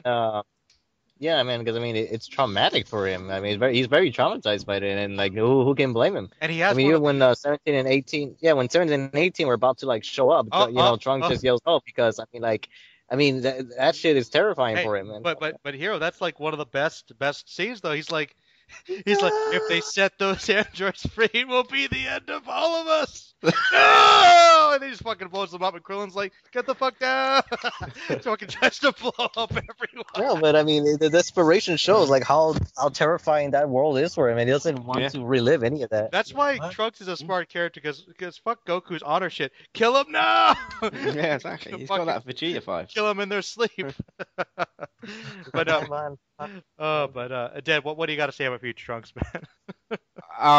Shit, I don't want to rehash it, but I mean, it's fucking badass, man. He comes in with the fucking sword, which is always badass, and just, he one-shots the shit out of a guy that we've perceived as being this overpowered, just absolute threat of ridiculous power level proportions, blowing up planets. He just comes in and just fucking bats him away like he's nothing, and that was just like instant fan favorite. It's just like, you know what I mean? And let's face it, how many people can rock that purple hair, man? Oh yeah, I mean, just not to mention that jacket, man. I mean, have you seen it? I mean, Capsule Corp. I want to get myself a cat. Do they make those? No, yeah, but I mean, like, it only goes up to. Doesn't even go all the way down, man. It just stops like towards the top part of his torso, like down the way. You gotta get like the black, like freaking wife beater. You gotta like under it, like underarm. Yeah, you gotta rock that. But all right. Well, on that note though, we're gonna go a different direction actually. We're going to keep going on characters. We got a few more I think we should get out of the way, but let's talk about Bulma. Let's talk about Bulma a bit, because Bulma... definitely a very important character. Very, very important character that needs more love, like she really does. Mm-hmm. Bulma is really a great character, and she's incredible. She is like, without Bulma, they would all be fucked. Yeah. Like, really, she's probably the most intelligent person on the whole show. Really. Yeah. She's got the money. She's got the resources. She made the Dragon Radar. She made the spaceship to get the Namek. She made the freaking time travel machine so Trunks could go back and save everybody. Detonation device. Freaking Android. I mean, like, really. Removed Android 16, rebuilt him, made him better, so that he could help with Gohan's transformation. Like, so crucial. And, she tried to help out as much as she could. She went with them to Namek. I mean, Bulma's a really overlooked character. And she's also, honestly, you could argue that besides Krillin, she's Goku's best friend. I mean, they go way back. She's the first character he meets, so. Yeah, I mean, no, like their relationship's great. She brought him out of the wilderness, man. she brought him into the world, and she knows him the best, believes in him, and it's funny. She has this great character growth because you literally see her, like a lot of these characters, grow up, and she starts off kind of selfish and petty, but she really starts to care about everybody as it goes along, and it's pretty fascinating actually. But I'm curious to hear what you guys would say. Dad, you sound like you want to speak about it. Yeah, I definitely agree with you, man. I think she's a really underappreciated character that not a lot of people think about. I mean, she's a vital piece of the glue to the series, isn't she, really? I mean, like you said, she starts off as this selfish little bratty little girl, and over time we see her grow into a proper woman, and it's just one of the best growths we get to see. But a lot of people just completely overlook it, maybe because she's a female character. I don't know. You probably because of the whole it's a guy series. A lot of people would look at it, But yeah, what can you say about her? Hero, any thoughts? I don't really got anything else to say, really. Yeah. Okay. No, I mean, because there's not much else to put it. Okay. Well, I think you guys agree. You can't have the discussion about Bulma. You can't. Yeah. All right. Well, now we'll go back to what people might think we're talking about. Who do you guys think is going to be number 8 on this list? Who thinks number 8? We're important. You are very close, sir. You are very close. You're gonna go Tien, right? Tien. We come on. Tien. Talk about a guy. Talk about underdeveloped potential. I mean, like the 4-armed, 3-eyed Cyclops. Okay, I'm just gonna put this out there right now. I mean, mean, Krillin might be the strongest. I'm okay with people saying that. But in terms of technique, like Tien has Tien creates everything. I mean, like they steal all his shit. Like I mean, like Tien's the most creative fighter, and fucking flies. And it's not every day when someone can like grow extra arms behind his clone himself. He clones himself. Yeah, multi-form. Oh, man, they do everything. Solar flare. Yo, how many people would be dead if it wasn't for solar flare? That's true, man. Everyone's like using that like to run away from Frieza. Even Cell uses it to get away. It's like Tien, man, and let's not forget, like Tien has arguably, I'm sorry, for well, we can get into his character in a second, but you guys have to agree, Tien probably has the most badass moment in the entire show. He does. I swear. I mean, sorry. No matter. Look, I'm telling you, Goku versus during Super Saiyan. You know, Gohan killing Cell. No, it's Tien with the Tri-Beam because he comes out of nowhere. He's like, "Fuck it, ah!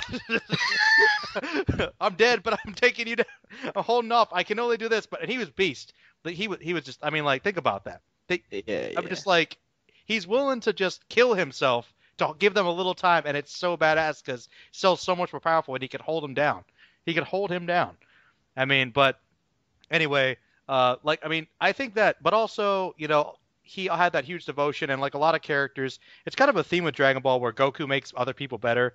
Because he starts off as this evil assassin, you know, and he has no morals. But Master Roshi and Goku start kind of spewing him different views, and he learns and respects. Man, how the fuck we forgot about Master Roshi? I think Roshi had to go up higher. But we'll get to that. I'm not forgetting Roshi. We're not. Calm down. Calm down.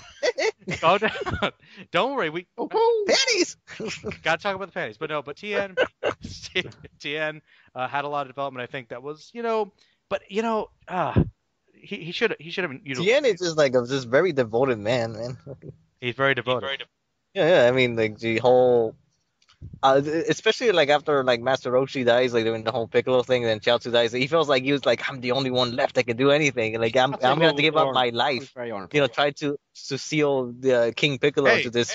He was the main character for a little bit, basically. Yeah. There's actually a filler episode that I like that's about Tien. It's about because he goes to this village when he was an assassin, and he ends up hurting this guy really badly, and then he meets him again. Oh, and he's the one that owns the Dragon Ball, so he's just trying to ask him politely or whatever to get it back. Really, like those early episodes, Tien had a lot of great development. Really did. We'll forget about that too. But because all of his development really happens in Dragon Ball, so I think a lot of people. He gets shoved aside. Yeah, you're right, man. Yeah, he became Goku's rival for like an arc or two.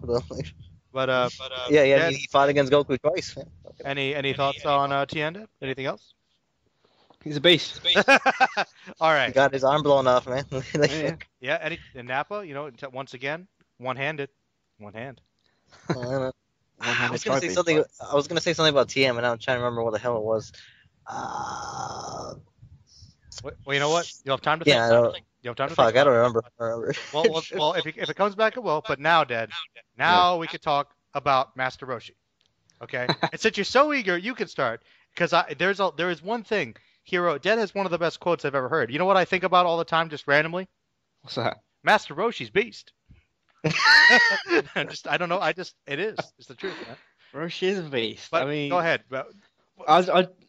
After I watched like Dragon Ball, I kind of was a bit bitter that he gets really boxed into the super perverted comedy character, because at first he's a real like a well of like knowledge for like Goku and Krillin and Tien and Yamcha, and you know we get to see him go in the world tournament as Jackie Chan, and it's you know what I mean? And then he finds like we get learn stuff about Master what's his name? Potato. Yeah, that's it. Yeah. And the whole like Fountain of Youth stuff, and I mean he's a mention the Crane Hermit too, man. You know. Yeah, the rival with the Crane Hermit. I mean, he's a real interesting character, and it's a shame that he gets really wasted. And I mean, he is super funny. He is super funny as a pervert, but I don't know. It's kind of like. They could have done so much more with him. It's like Joseph Joestar, man. You know, like he just became less involved in the story. No, but I agree with you, man. I think Master Roshi, you know, crucial to so much of the development for those early characters. Yeah. And you know, he was a great martial arts trainer, and he had that balance of comedy. But he was really also a great fighter. And I've always kind of suspected he was holding back, and I think Resurrection F kind of proved that. But in all fairness, but like no, Master Roshi's a great character, and I've always really thought if they were gonna ever do a Dragon Ball spinoff, I really want to have a Master Roshi prequel. Young show. Master Roshi. I'm telling you, like his that would be a really good show. Like he's really interesting character. I agree. Even if it was like a little spin-off movie or OVA, that'd be really cool. Or like a mini series, yeah. Like some duels with a crane hermit, man. Like like I'm telling you, like he could see him fight some bad guys, save some girls, like learn the fact. I mean, they could do all that stuff. Dude. Like Master Roshi, man, would be like the manliest like story ever. Yo, it would be. I'm telling you. Yeah, man, it'd be getting like bitches left and right, man. And we can learn the origin when he got his shades. Yeah, the way he got his shade. Oh, you know what would be the sad backstory? What? Like it would belong to like a close friend of his or something. Oh, that died. Oh, damn. Yeah, and then he keeps the glasses for him. And then, but once again though, like people, I know. I've always kind of suspected though. They say humor is kind of how you deal with pain. Master Roshi's a funny guy, but think about some of the shit he had to go through. All his friends got wiped out. Yeah, they got wiped out. He fought an army of demons, man. I mean, like I know, and the only one that survived, like he just became supposedly evil because of that. Like, I know, and it's like his best friend, the only other guy that's left, became like his worst enemy. I mean, that's some heavy stuff, man. Yeah, that's good. I mean, talk. I think people appreciate Master Roshi, but not for the right reasons, though.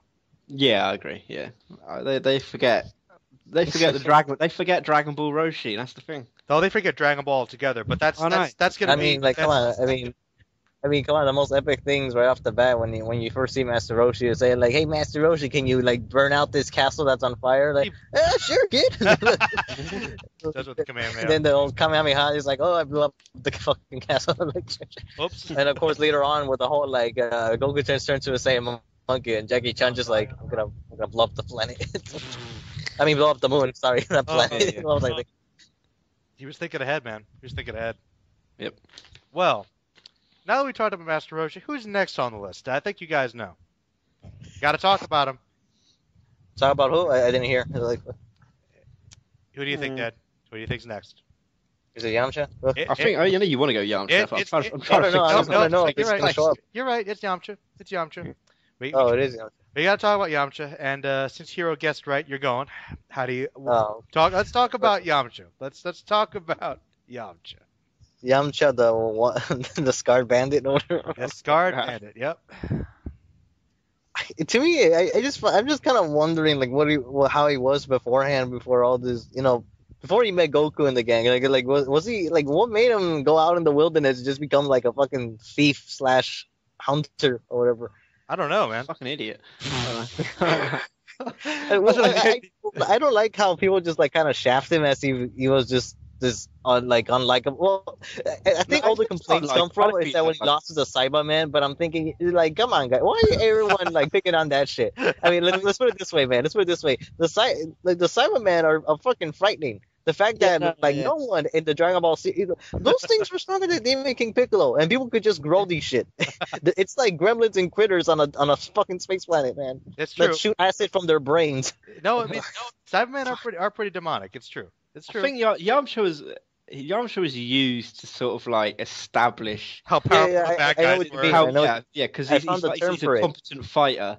In that world, so it's always a good way to show that Yamcha, someone as strong as Yamcha, is complete fodder to like these villains, and he pretty much gets. I know the term for that. There's a term for it actually. Right. Yamcha is a guinea pig character. Yeah, there you go. That's what he is, because there's actually another series where characters like that. It's he used to be a villain first. Actually, there's this character called Warsman from the Kinnikuman series. Like, he was a villain first, but then afterwards he just gets like knocked down by the next villain. Yeah, makes a lot of sense. Yeah. Well, I mean, he did have one of the most horrifying deaths though with Dr. Gero though, when the android showed up. That was pretty horrifying though. I gotta say that. Mm-hmm. Well, I got confused. I'm talking. Just telling you, like, Gero just sticks his hand through him like he's paper mache, like fucks him up. Like, oh man, no, but I mean, Yamcha. I think people dismiss Yamcha a little too much with the hate. I mean, it's easy to hate on him. And I think early on he was more competent. He did more stuff, but the problem is you don't really get to see Yamcha succeed much at anything. No, I think they spread. They don't give him enough victories or in a sense because like he gets beaten by everyone. I mean, like Tien comes in, breaks his leg, is it? And oh yeah, it doesn't really make sense why he. It's kind of odd because Yamcha was the only character he could have used for that guinea pig role. Because I'm thinking, it's supposed to be a big deal. Oh my god, he defeated Yamcha, but you gotta give him some victories first in order to be. He wasn't badass enough to be beforehand. That's the problem. Well, even the one victory of him actually, getting with Bulma, kind of failed eventually. Yeah. Yeah, I don't know, man. It really gets shit on. It's true, and I don't know. It's kind of silly, but it's unfortunate. But he's kind of like known for that now. That's kind of his thing. Like Yamcha is like the character everyone hates on because, well, he just kind of sucks, man. It just is the truth. It's not everyone could be a Super Saiyan, Well, not everyone. Well, you know what? Actually, one thing. The one thing about it, like I could actually forgive all that with Yamcha, but there's just one scene that aggravates the hell out of me. That's why I don't like him. Can you guys guess what it is? No. Okay, the scene where they're gonna start training for the androids, right? And like everybody's like, okay, we're gonna do our own thing. Everyone's doing badass stuff, taking it seriously. Yamcha's like, you know what, man? I'm just gonna go cool and have my own pace and go to like a normal person gym. Like, dude, come on, like.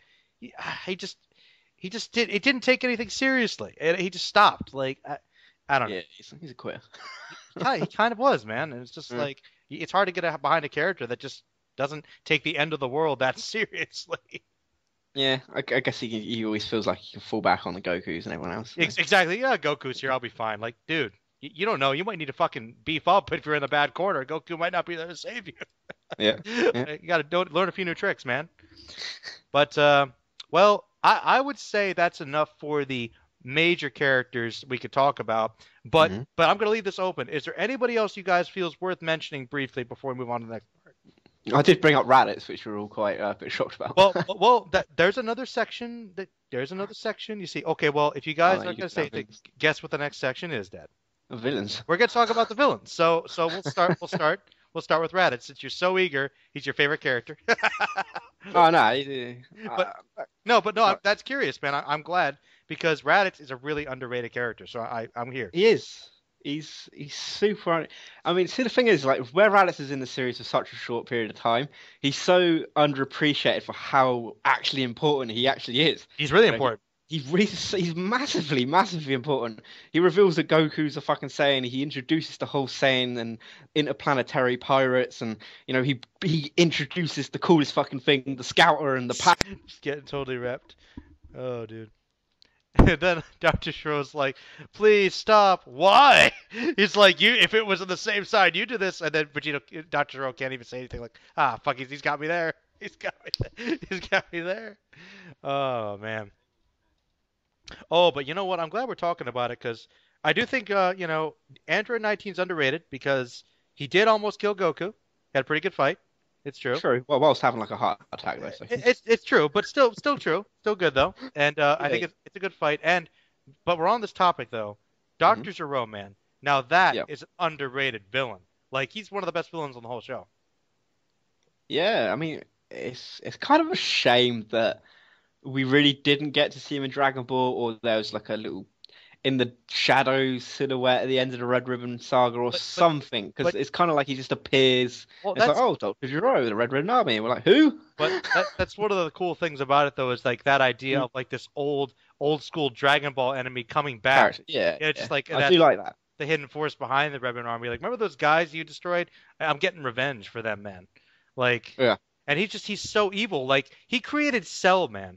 Like, he put all his time and energy and all his evil into creating these beings to kill Goku and destroy the world. And he even put his damn soul, his mind, into this computer to do it after his death. Like, that is villainy, man. Talk about mad science. How he figured out to create robots more powerful than Super Saiyans, I'll never understand. But he's a genius, man. Mad scientist. Yeah, consider his other robots were like, dog shit. Well, that's why it took so long, man. It took a long time. It did. But, Hero, what do you think about Dr. Gero, man? Oh, man, like, his genius is kind of surprising. it has plot holes, so it's not genius. It does. It has a gaping plot hole. Like what? Like, I mean, he did study Frieza, so maybe there was something there. But whatever. Like it's just experimentation. Like I don't know how accurate his shit was, but I do like what you said earlier about him just just being this elderly man that's wanting revenge. But that's the thing, we don't get much of a detailed backstory, like how he felt about the Red Ribbon Army in general. But yeah. Well, he must have cared about them a little bit. It must have. Like I said, it was a shame that he was never established back in Dragon Ball. Even if he was just like a little character we saw in one scene and he disappears off when the destruction's happening or something. Well, like, Toriyama just makes stuff up on the fly. That's the real reason. But you're right. Like, I'm telling you, like, a fleshed out backstory on him, Dr. Gero's like one of the best villains. He really is. Mad scientist. Yeah. He's a great mad scientist. He's just really great. And his fight with Piccolo wasn't too bad. He got owned, but it was still cool. He did. Proving Piccolo's fucking awesomeness. And I don't know if you noticed this, but like the way he's designed his face, he actually looks like the chip guy, the Pringles chip guy. He does. He looks like the Pringles man. A little bit. Like there's that part where he's running and his mustache is blown up and his eyebrows look like they're punching you. It's like damn, mad eyebrows, man. But no, like actually, I was gonna say about Gero that I did like his introduction though. Oh, his introduction! Like I'm telling you, that the intro with the androids is scary, man.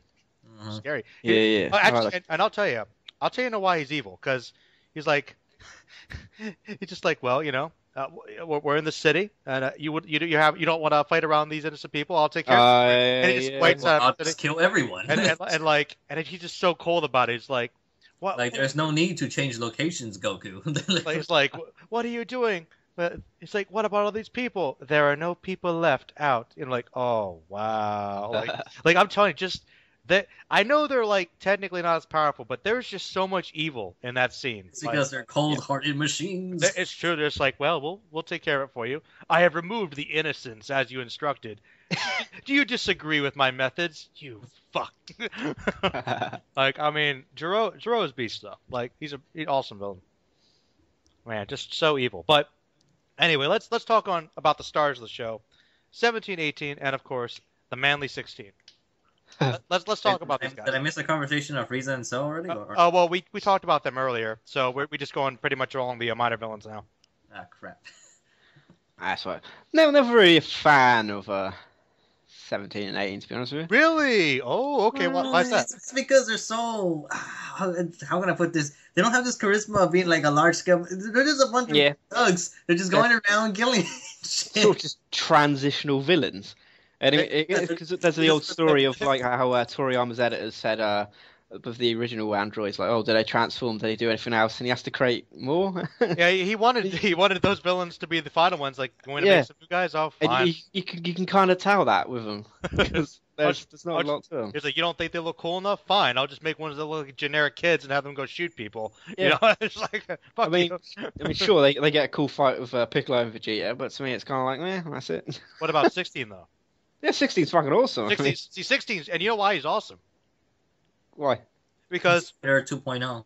No, he is Terminator, but this is the thing though. He's Ater. No, I said Ater. Yeah. Well, he is Ater. He is. Double Ater. The cool thing about it is though, his whole programming. He's a great guy, but he can't fight the programming to defeat Goku. But he knows how evil Cell is. He's like, fuck it. I'm going to make an exception for you. I got to take you out. Yeah. And when he has one of the most badass moments where he freaking takes his arms off. Yeah. He's just it's like, blasters, fire! And just blows, like, oh man, Cell felt that. I mean, he's the most likable, android, and you can kind of say he's got the most personality, but in the same sense, he hasn't really got one. I know, it's kind of, he's stoic, and Hero hey, Hero, what you say that, he might not be the best, but 16's pretty manly, though. Yeah, he is. I mean, 16's a great, also, I think another underrated character. Really, he's awesome. His development's great. I just kind of wish he stayed around, but he just no. That's the thing. Like, that's the thing, man. He should have come back. Like, oh, let's wish back all the good people. We're 16. We're 16, man. Like, I guess he was the only pure machine, though, wasn't he? So that's the thing. He was an android, but he had a soul, man. He had a soul. I know it. True. He had to be alive. I mean, what are you saying, Toriyama? The robots can't have lives. and I also think it's bullshit because there were still pieces of his head left. Bulma could remake him, and they keep augmenting him. He could have kept being a main fighter. He could have kept giving him upgrades, man. He was Capsule Corp, man. He could have been like had the Capsule Corp logo. That was awesome. That was subtle when she put the Capsule Corp on him. Like he's no longer Red Ribbon. That was awesome. Like he's on Team Capsule now.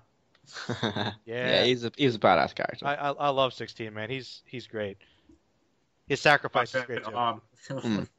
It's like you have to give in. It's like you have to give in to that Gohan because he knew he was gonna die, but he knew that's just what Gohan needed to do it. He just little push. That was awesome, man.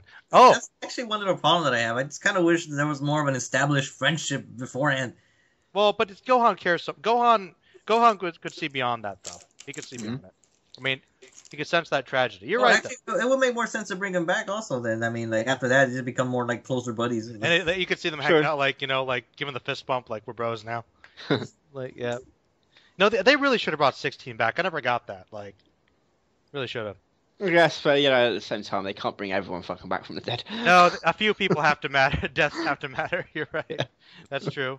Well, let's see. I know we kind of almost forgot about him, but let's be honest. Before we continue with the villains, should we talk about Hercule briefly? Nah. Okay, fuck it. No, I agree. Let's skip over. Anyway, continuing on with the villains.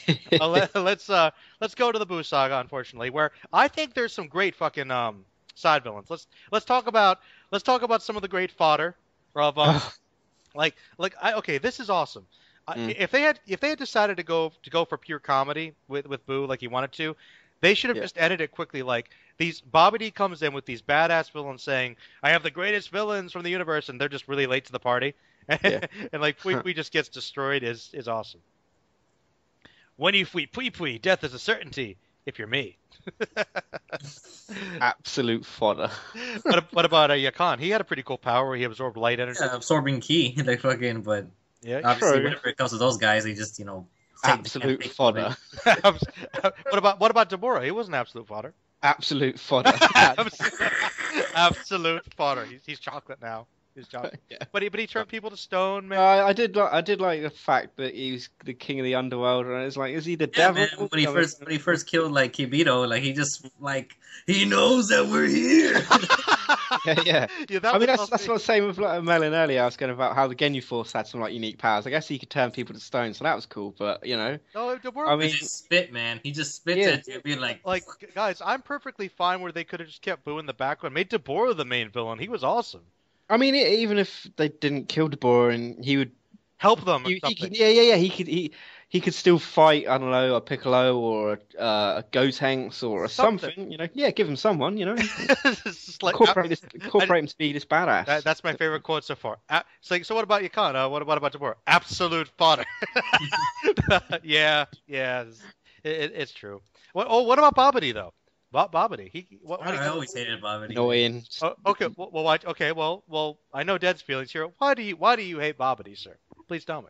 Honestly, it's his vocal performance. Ah! Oh, God. But not just English, man. Almost every language I heard him, he just comes off as annoying to me. Is he like a flea alien? No, wait. Is he the son, or is he another clone of his father? He's the son of Bibidi. Yes. Okay. Yeah.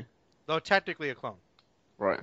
Wait, what clone? I don't remember. Because I've always had that he's a clone, but I don't know. They revealed later he was actually a clone technically, and it's his son. It's fine. It's basically the son. Well, it doesn't really matter. Really. It's basically a Piccolo.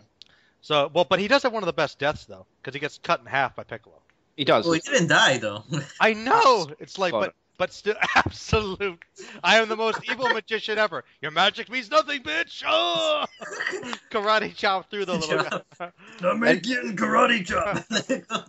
That's another thing. What I really didn't like about it is they introduced this whole magic aspect. We've never seen this fucking shit before, and why is it so powerful? Well, we kind of did, but that was with Boss Rabbit. Okay. Yeah, what I mean though, throughout this, keys, I know. They just, we magically created someone. There was some mystical artifacts. I mean, with the whole fan and shit. Well, then again, I guess that was filler.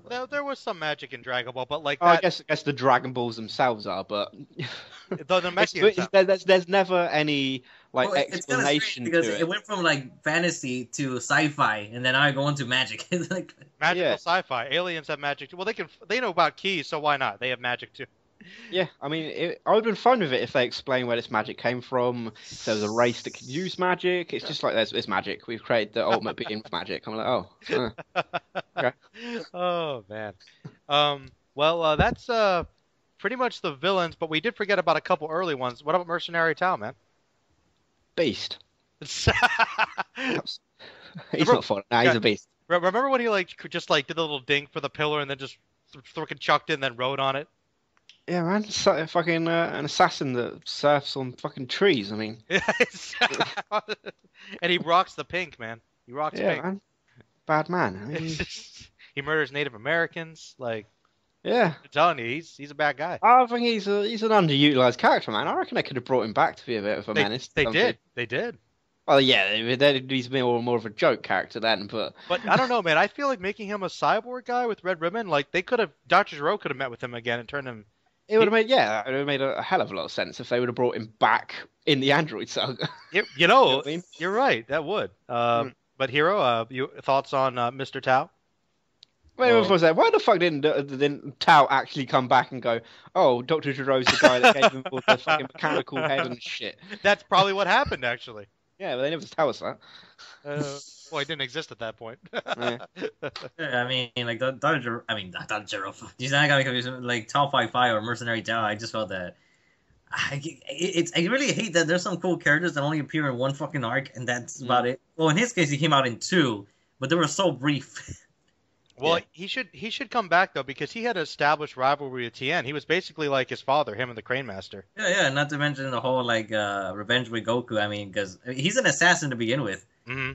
Yeah. So he's supposed to be this very dangerous fellow, and then obviously Goku it took him 2 tries to knock him down, and then with Tien, I don't know, I just felt like the thing kind of resolved itself a little too quickly.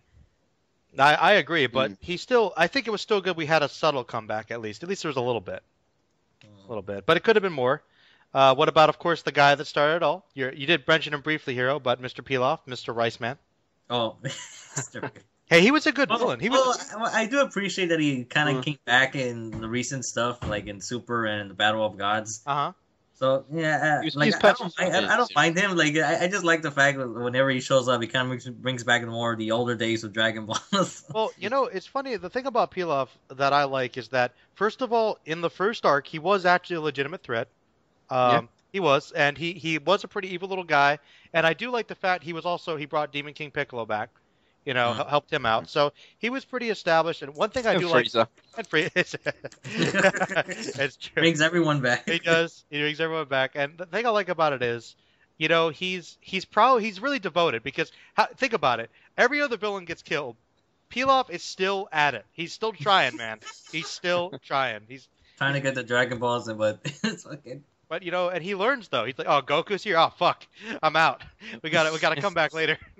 That's why he lives. He's smart about it. He learns. Devious. He is, and he's kind of funny. I know that he's supposed to be evil, but I've always kind of felt like Pilaf wasn't really that bad. He was just kind of this rich guy that was bored, and he hired these 2 guys. I want to take over the world. Sure, why not? I just don't think he's really that bad. You know what I mean? It's because he's very childish. I mean, because the best example is when they kidnap Bulma. He's just, I'm going to do something horrendous to you. Then he just blows a kiss, and then she's like, all this perverted shit. Well, I'm telling you, he's one of those guys. I feel like he just wanted to be a supervillain because it sounded cool. But then when it came to actually real bad stuff, he's like, whatever. I'll just rule the world. I mean, he was perfect for the beginning when it's more of a gag series, and then you didn't really need him after that, because the series sort of grew into its own thing and sort of outgrew him in a sense. True, but it's nice that he pops up once in a while. Yeah, it's cool. Well, we cannot end this without briefly discussing Piccolo in his original form, or his father, however you want to look at it, Mr. Demon King Piccolo, the first legitimately big threat. Yeah. Yeah, definitely. I don't know if there's much more to say, but what do you guys think about him?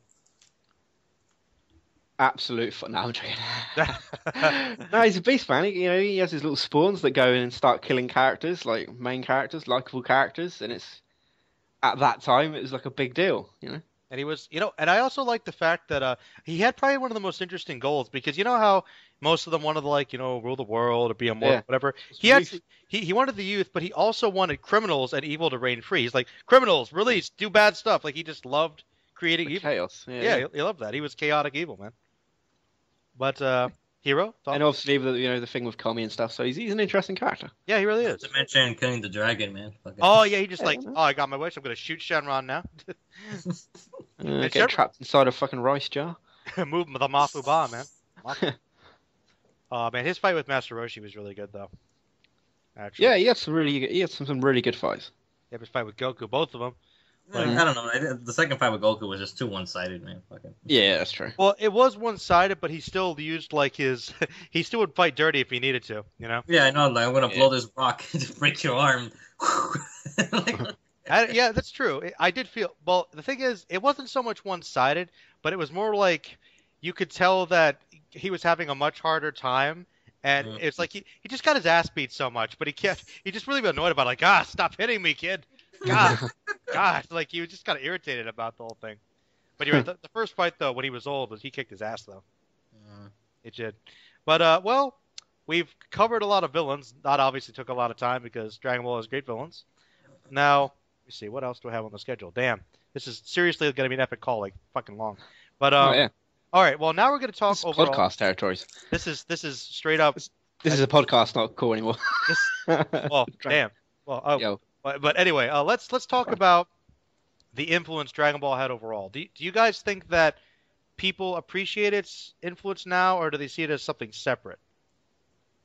I like to think they do, because realistically, it has influenced all the sort of like modern shonen that everyone's watching now. Your One Pieces, your Naruto's even that's finished, your Bleach that's kind of finished, but the manga's going on. It's true. You can see its influence in a lot of series in the last, 30 years. So, in every aspect of it, in a sense, the structure, the characters, the formula, I mean, without Dragon Ball, anime would be very different, I reckon. I actually think it would be nowhere near as popular as it is in the West. Definitely. Really? Yeah, definitely. Because it worked so well. But I mean, that and Pokemon are what really made it big. True, and I guess Sailor Moon to some extent too. Yeah. For the girls. By the way, the author Detective Conan, he did another series that was inspired by Dragon Ball. Of course. What is it? It's a series called Yaiba, but you can just tell by the way. Just look at the image. Let me see. Yaiba. Yep, totally. Yeah. That's awesome though. And I like that too. Okay. Well, that's another section too. But Hiro, any thoughts on the? I'm sure you pretty much agree, but anything you can add? Cool. Well, Dragon Ball is kind of known for being the what got a lot of people into anime, but at the same time, the whole ideal of representation of what shonen is. Although things would be a little different if the previous series Kinnikuman was just as popular as Dragon Ball, because those two are very similar. Like some stuff on Dragon Ball, it seems like it's straight out of Kinnikuman, and then Kinnikuman is also super popular with the other shows as well. But yeah, I think what drew this is Dragon Ball only. I'm trying to think what was I going with this. I think I'll say this, that you can definitely see that Kinnikuman, JoJo, definitely influenced one side of anime, Dragon Ball, and a different side of it. And also, guys, here Naruto, in One Piece especially, I mean, you can see the Dragon Ball influence all over it. Well, here, don't forget North Star as well. Yeah. I can being influenced by or I forget how we're going with this. Well, it's influence with alongside. It's one of the and Saint Seiya. It's one of those pinnacles that established what shonen basically is. Yeah. Much of the '80s stuff of shonen pretty much what led to the '90s and now. Well, that I thought that was gonna be a short section because it's fucking obvious it's Dragon Ball. Yeah, but now guys, we're gonna have. It goes back to Dragon Ball. It always does. We're gonna fucking trademark that. That we should. They should have a T-shirt, man. We should. You know what? No, we should. We should. Everything goes back to Dragon Ball. It fucking does. Every anime discussion, whether you love it or hate it, we gotta talk about it. It's that important. Yeah. But though, to be honest, you gotta like Dragon Ball a little bit, I think. Oh, not to mention, there is another piece of influence that's both Kinnikuman and Dragon Ball did is the whole idea of tournament arcs. Yep. All right. I have myself a shonen tournament. Hey, the tournaments though are big though. They're huge though, and you're right. That goes back to all the tournaments in Dragon Ball. Yeah. But now, guys, we get into a fun part of the discussion. Okay, really fun. Right. But this is going to be something that as fans we've got to talk about, and feel free to let your rage out. Okay, because as fans of any fandom, we have this. Can you guys guess what I'm? I can see where he's going. Can you see where we're going with this? I can kind of guess, but okay. Well, let me see if you think right. We're going to talk about the flaws of Dragon Ball. Let's talk about this. Okay. Do you guys suspect it? Yeah. Okay.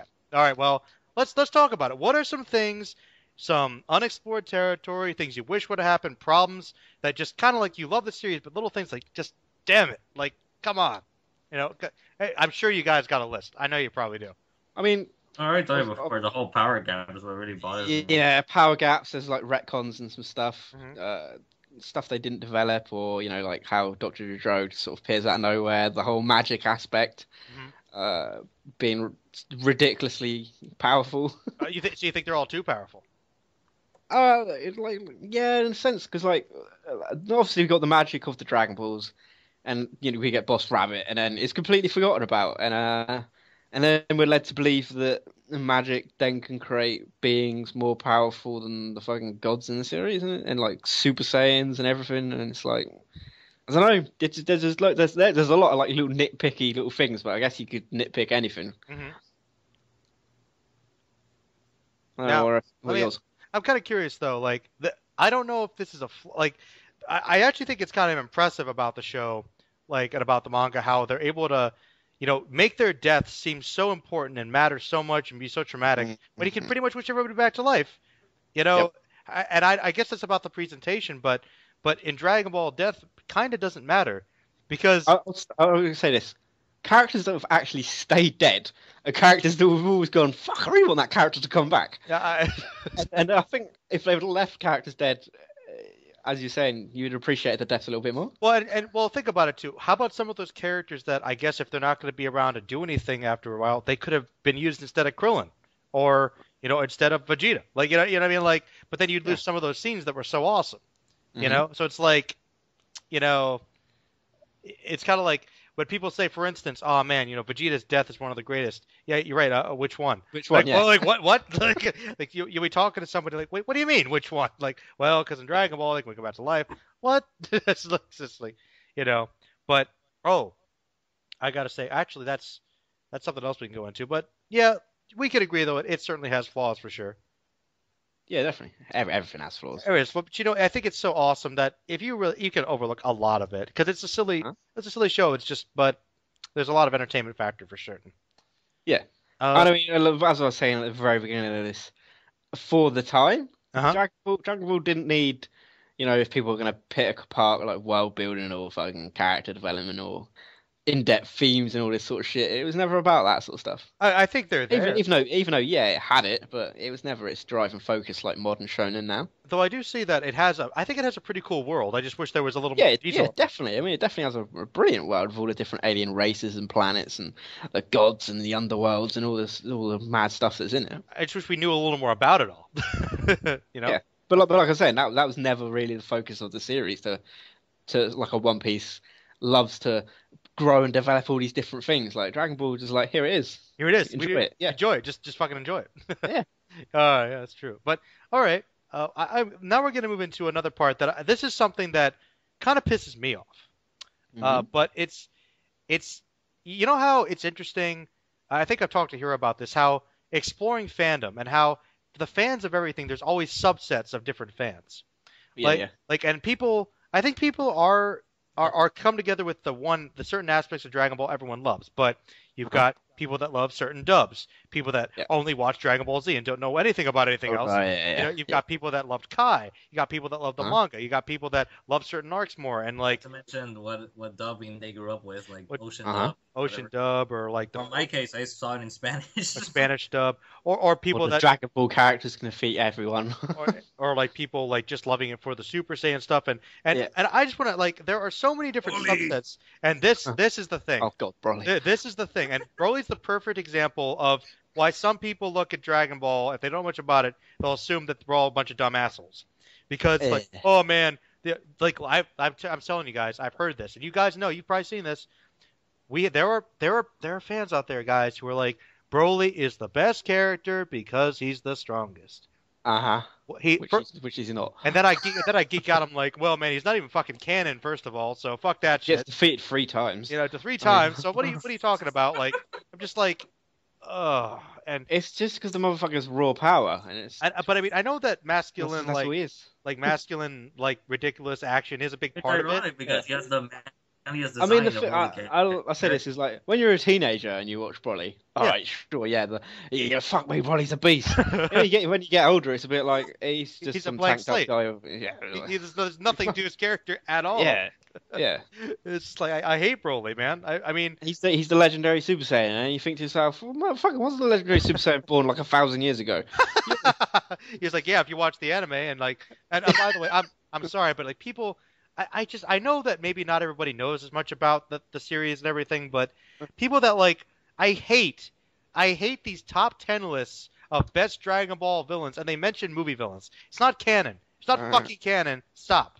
Yeah, unless you like Beerus. Well, yeah, I know. You know what I mean. Most of the okay. He's not really a villain per se to begin with. Okay, but he's more neutral, I guess. But it's just like that's one part of the fandom that always bugs me because it's like. Guys, in other words, superficial stuff. Superficial stuff. I feel like there's a lot of superficial fans that just love it because of the explosions, and that's all they see. I just think that's all they see is the. I mean, I love the Super Saiyan stuff too, but that's not all there is to it, guys. Like, in my opinion, Super Saiyans are one of the big flaws of the show. When it was a big special thing that everybody could fucking turn Super Saiyan, you know? That's definitely one of my nitpicks. That something that was built up to be so special, and there's like Vegeta says, "Oh, when did the legendary form of my race become something for a fucking child to play around with?" There was a great line in the dub, and it didn't really mean as much at the time, but when Gohan's like, "Oh, look who joined the Super Saiyan Club." Yeah, it's just like I guess it's not that big of a deal.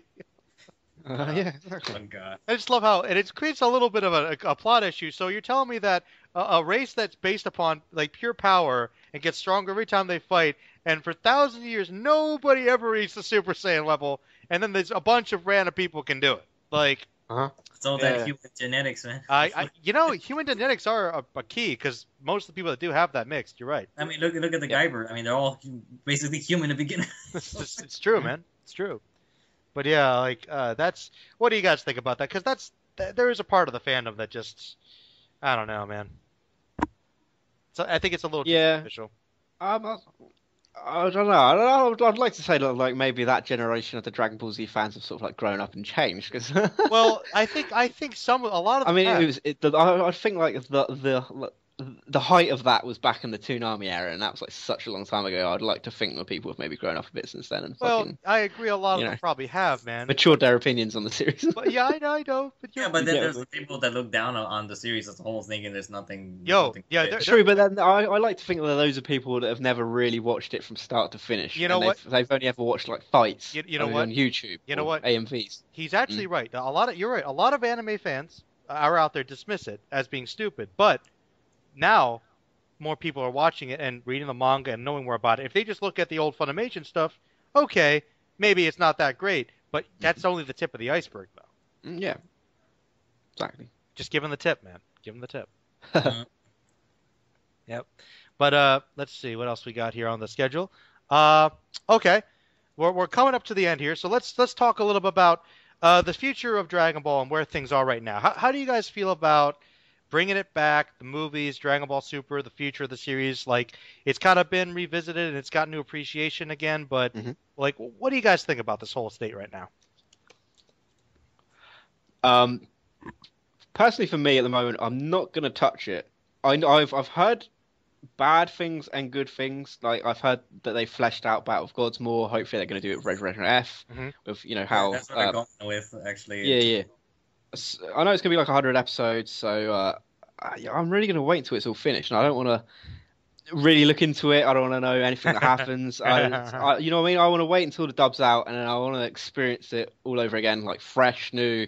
So I'm keeping completely away. You know what? I'm actually going to stick with you, man, because I've only seen episode 1, and I'm surprised that I haven't been. But you know what? I'm going to wait till it's packaged. I'm going to watch the whole thing, and I'm going to... It's too late for me, guys. I'm already up to date. Well, then, what's your opinion, man? What's your opinion right now? Oh, is that He's not liking it. I can hear it. I'll talk about... I like what they did with Battle of Gods, but when they're not... Because there's a couple episodes which are similar to Dragon Ball where they're not doing anything, but I swear, like, I bullshit you not, that Toei's treating it like Toriko in some moments. How so? Yeah, because there's been some scenes where they get too obsessed with eating food and they're describing how it tastes. Well, to be fair, Saiyans do like their food. Yeah, I know, but even Vegeta's doing it, man. So I'm like, even Whis recently has been doing it also. Really? Well, to be fair, they love that Earth food, man. That's why they didn't blow it up. Yeah, I know. I just feel like, come on, guys. Like, you don't even understand what makes the gag what makes gourmet manga like successful to begin with. It's not about the descriptions; it's about your facial expressions and how you go about it. It's not the descriptions, man. That's true. That's true. But anyways, well, like I said before, I like what they did with Battle of Gods because the whole fight with Goku against Beerus was way more creative. Mm-hmm. Like, yeah, I heard like Goku's got like regeneration powers and mad shit like that. Well, I don't know about regeneration. I don't remember seeing that. Oh, really? Someone told me, at least I've heard that he got like stabbed through the heart or some shit and he regenerated. I don't remember. Like, he just got his arm ripped off and pulls the Piccolo like, oh, pulls the Piccolo.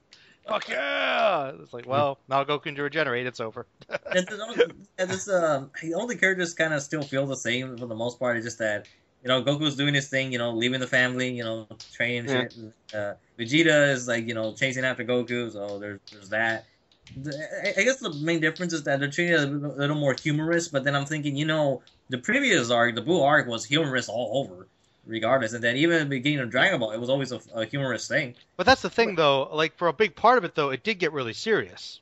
Yeah, I guess the only ones that don't really have it say and Frieza a little bit, and then like Android. But then after that, yeah, like the humor comes comedy everywhere. I mean, yeah. Well, and that's fine, but when it was ending, kind of going back to its roots. But that's also one of the problems I have with the Buu saga is that I felt that the series kind of grew with its audience.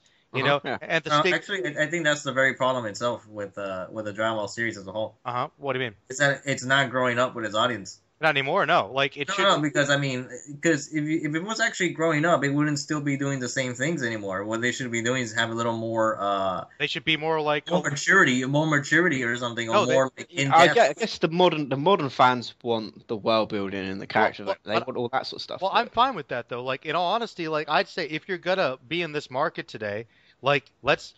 People were angry about that first episode that was more comedic, but you know what? That episode was a fully fleshed out plot that wasn't about battle, and I was cool with that. Yeah, I was cool with that. Let's build more of the characters. Let's have a more complicated plot where they have to go do something instead of just powering up and fighting. Let's do that. Let's expand a little bit. Why not? Why not? And in a sense, I can agree with that, but in a sense, I think like they should give the fans kind of like. Give them Dragon Ball Z, man. Give them what it is. Well, I think they. They can give us a little bit more depth to it, but don't change the formula too much. And I know, like the landscape of Shonen's totally changed now because it's like fucking 18 years later. But well, they could probably balance it. They could find a balance. Yeah. If they find a nice balance between the two of them, I'm hoping that's what they're going to do with this like next alternate, reality tournament and shit. You know what I'm waiting for though? We had Resurrection F, so what am I waiting for? You're waiting for Cell. I'm waiting for Resurrection C, man. Resurrection C. Let's do it. I mean, I reckon we'll see him in the alternate universe. We better see Cell. Like, come on, somewhere. So he's somewhere, man. Like, yeah. I reckon. I'm just saying, if we're gonna bring it back purely for nostalgia, like you're saying, let's bring back some more classic villains. We could have new ones, but let's make King Cold a threat. Let's show King Cold as like full transformation. You know what? If I know you guys have actually read this, but you've got that multiverse like manga where it's just a giant multiverse tournament, right? Yeah. In a sense, I like to think maybe they've heard of it and they've gone, oh, this is a really cool concept. But from what I understand, they're only doing it Universe 6 and 7. And we know what there's like, is it 12 or 13 universes? Why not throw fucking all of them into this mix? You can bring in your Coolers, you can bring in your King Colds, you can bring in, you can create new characters, you can bring back the Cell. Heroes lineup. So. Yo, yeah, let's have Raditz go full Super Saiyan. Exactly, man. You could bring in your Kakarot. You could go fucking crazy with it, and I think that would be amazing. And I think they've missed a lot of opportunity. Not to mention the Trunks portion as well. Oh, yeah. You could have future Trunks come back. You could do loads of shit with that. You know what? I hope they do. Oh, actually, speaking of multiverse, did you guys see the recent Eyes of Heaven trailer for JoJo? No. Because that's what they're basically doing. Oh. Yeah, hold on. Let me just link you pretty quickly. Let me. Or maybe I should just screen share, like that'd be easier. Oh well, sharing is caring, Hero. You know about that. Yes, it is. Yes, it is.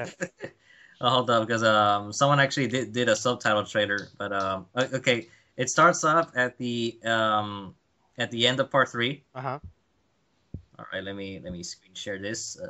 Sharing. Oh, actually, hopefully you guys can see my screen first. Yeah. Oh, okay, you do. Yeah, otherwise I can't see you. Press the button. Start your video. What's this shit? Right. Resurrection fuck. Oh man. Do you guys see Jotaro or no? Yep. Yeah. Oh, okay. Well, it starts with Jotaro just asking like, "What the fuck's going on?" And then you see this shit. Abdul. Yes. And Iggy. Yeah. What did you say? And then there's a bit of a jump cut because it cuts to that apparently. Is that Speedwagon? Yeah, Speedwagon from part 1. Speedwagon. And they revived Kakyoin. Yo. That makes sense, actually. Cool with that. Kakyoin. Fucking right. I've gone back and watched like I got that DVD box set of JoJo, and fuck man, I've really appreciated Joseph, and I'm like, man, part 3. What did you do to him? Yeah, he did kind of get the shaft, man. Fuck me, what an amazing character in part 2, and I really appreciated it the second time around I watched it. I'm like, man, what did you do to that guy? He's so fucking cool. I don't know, man. He got them thorns, bro. Got them thorns. Such a shit. I mean, he was such a creative, innovative, smart fighter, and he just becomes this fucking old man with the shittest power ever. And you're like, well, I mean, to be honest, man, when you're fighting Dio, it happens, bro. I don't give a fuck. He would have whooped Dio's motherfucking ass. No, man. He's got the world, man. Like, here comes the shit. Takes down the Pillarman. Pillarman fucking eat Dio. Watch this. Like crossover overload. Oh no. One Punch Man. Who's it gonna be? All the same body. Oh yeah. Oh wow, they were coming past. Oh man, it's Dobby. Oh god. Oh god, that's awesome. Yeah.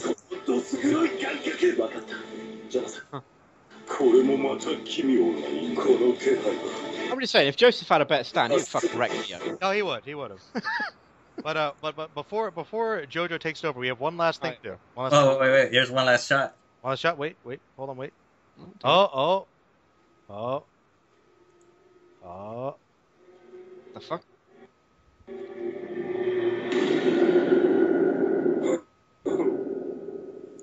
Why does he look different? I've not gone very far. It's Dio over heaven. Dio over heaven. Yeah. Basically, it's is that the alternate reality version of him? Yeah, it's another Dio. So let me slow mo here because we see Jotaro with Giorno. Of course, it's Dio again. He's come back. Then the two Josephs meet each other. Young Joseph. And then let's see. You got Jotaro and the two Dios. Well, there's 5 Dios in this game actually. Damn. 6 Dios. 5 Dios? What the fuck? 6 Dios. You got part 1 Dio, part 3 Dio, part 2, part 7 Dios, and and then the over heaven Dio. It's awesome. And then let me see here. It's proof. Darby. Jolie meaning Darby. Darby the gambler. Yes. I fought your father. Then the 2 Kiras. That's awesome. Like 2 part 4 Kiras and the Pillar Man are there too. Huh? Pillar Man. So. Huh. And of course we see the Jotaro meeting the 2 Josephs and Caesar. Part 4, then Jotaro with his daughter. Part 4 stuff, Gyro. Part 7, Zeppeli brought back from the dead. Speedwagon, and this is the most epic shot ever. I mean, 4, 5, and 6 Joestars. I felt very powerful. They finally meet, and of course, Jonathan meets Johnny Joestar. So Johnny. And then back at the house where it all started. Huh? Yeah, so there's definitely like a lot of positive stuff going for it. But going back to Dragon Ball Super shit. So Well. Anyway. Just to wrap it up, I was gonna wrap it up with this.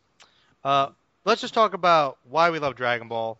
If we haven't talked about enough of that already, like if we could just like sum it up in like a couple sentences, why we love it so much. Basically. So, Dad, I know I'm giving it to you, man, but if you could sum it up, what is it about Dragon Ball you think works for you, works for so many people? Why is it so damn awesome? Why is it so good?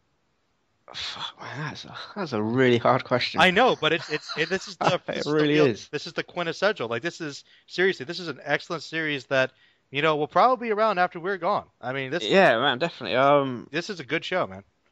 Fuck. I don't know. I mean, I guess it's just the awesome, badass characters, all the awesome moments, man, and the fights. I mean, it's Dragon Ball, man. I mean, it's too hard to sum up. You know what? That's good. It's good. It's that awesome.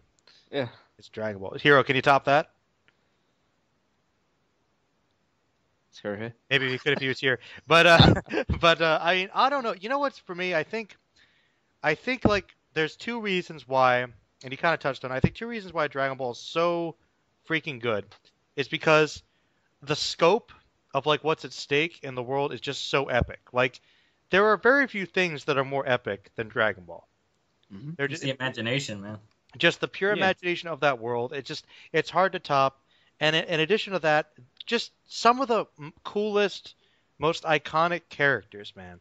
Just there's so many awesome characters that you could just get behind. They're so great. I think those are the two reasons why it's so awesome. But it's Dragon Ball, man. It's the best. It's hard to beat. It really is. But Hero, you got any other thoughts? Why would you say Dragon Ball is that great? Can you? It's very diverse, man. Do you think the diverse? Mm-hmm. Oh, okay. Just the whole. Yeah, I mean, it talks about the fantasy, but then it shifts to science fiction. It's got a little bit of everything. It's got everything for everybody. Like yeah. It's got action. It's got the sci-fi, the fantasy, dinosaurs, robots, freaking, evil bad guys, good versus evil. You got some romance, time travel. You got everything all rolled in one awesome package. Uh-huh. It's got that little Dragon Ball bow. But you guys know. I'll tell you right now, I am planning to do a Dragon Ball tag, so you guys will be the first to come on this. You guys are well prepared for it now, but we'll be getting onto that. So. Yeah, that's pretty much the call, guys. And I don't know. I think we've been talking. Yeah, you got to cut out the JoJo part because it's not relevant at all. Yeah, fucking we'll cut. I might cut out the JoJo part. This could be, but literally though, I think we've talked for like a good 2 hours or more about this. Yeah. So, it's been almost 3 hours actually. 3 hours. So very close to 3. So this is gonna be officially our longest podcast on the channel probably, but it's Dragon Ball and. Like Zoro says, it always goes back to Dragon Ball or JoJo. Or once you guys start reading Kaneko Man, then we'll go back to that. I have to get on Kaneko Man actually. I actually do. I actually do have to read more of that. But you know what turned me off to it actually? What? Was actually probably the fact that it was just apparently the anime apparently was stupid. I don't know. Oh, Ultimate Muscle. Ultimate Muscle?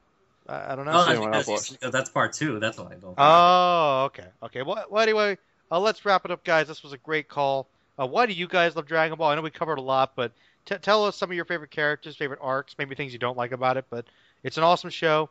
We can all agree, and now we're going to wrap up. So, comment, like, subscribe to the fandom group, spread the word. This is Merlin. Say goodbye, Hero. Goodbye. Say goodbye, Dad. See you later. All right, Pete. We're going to peace out now, and we're done.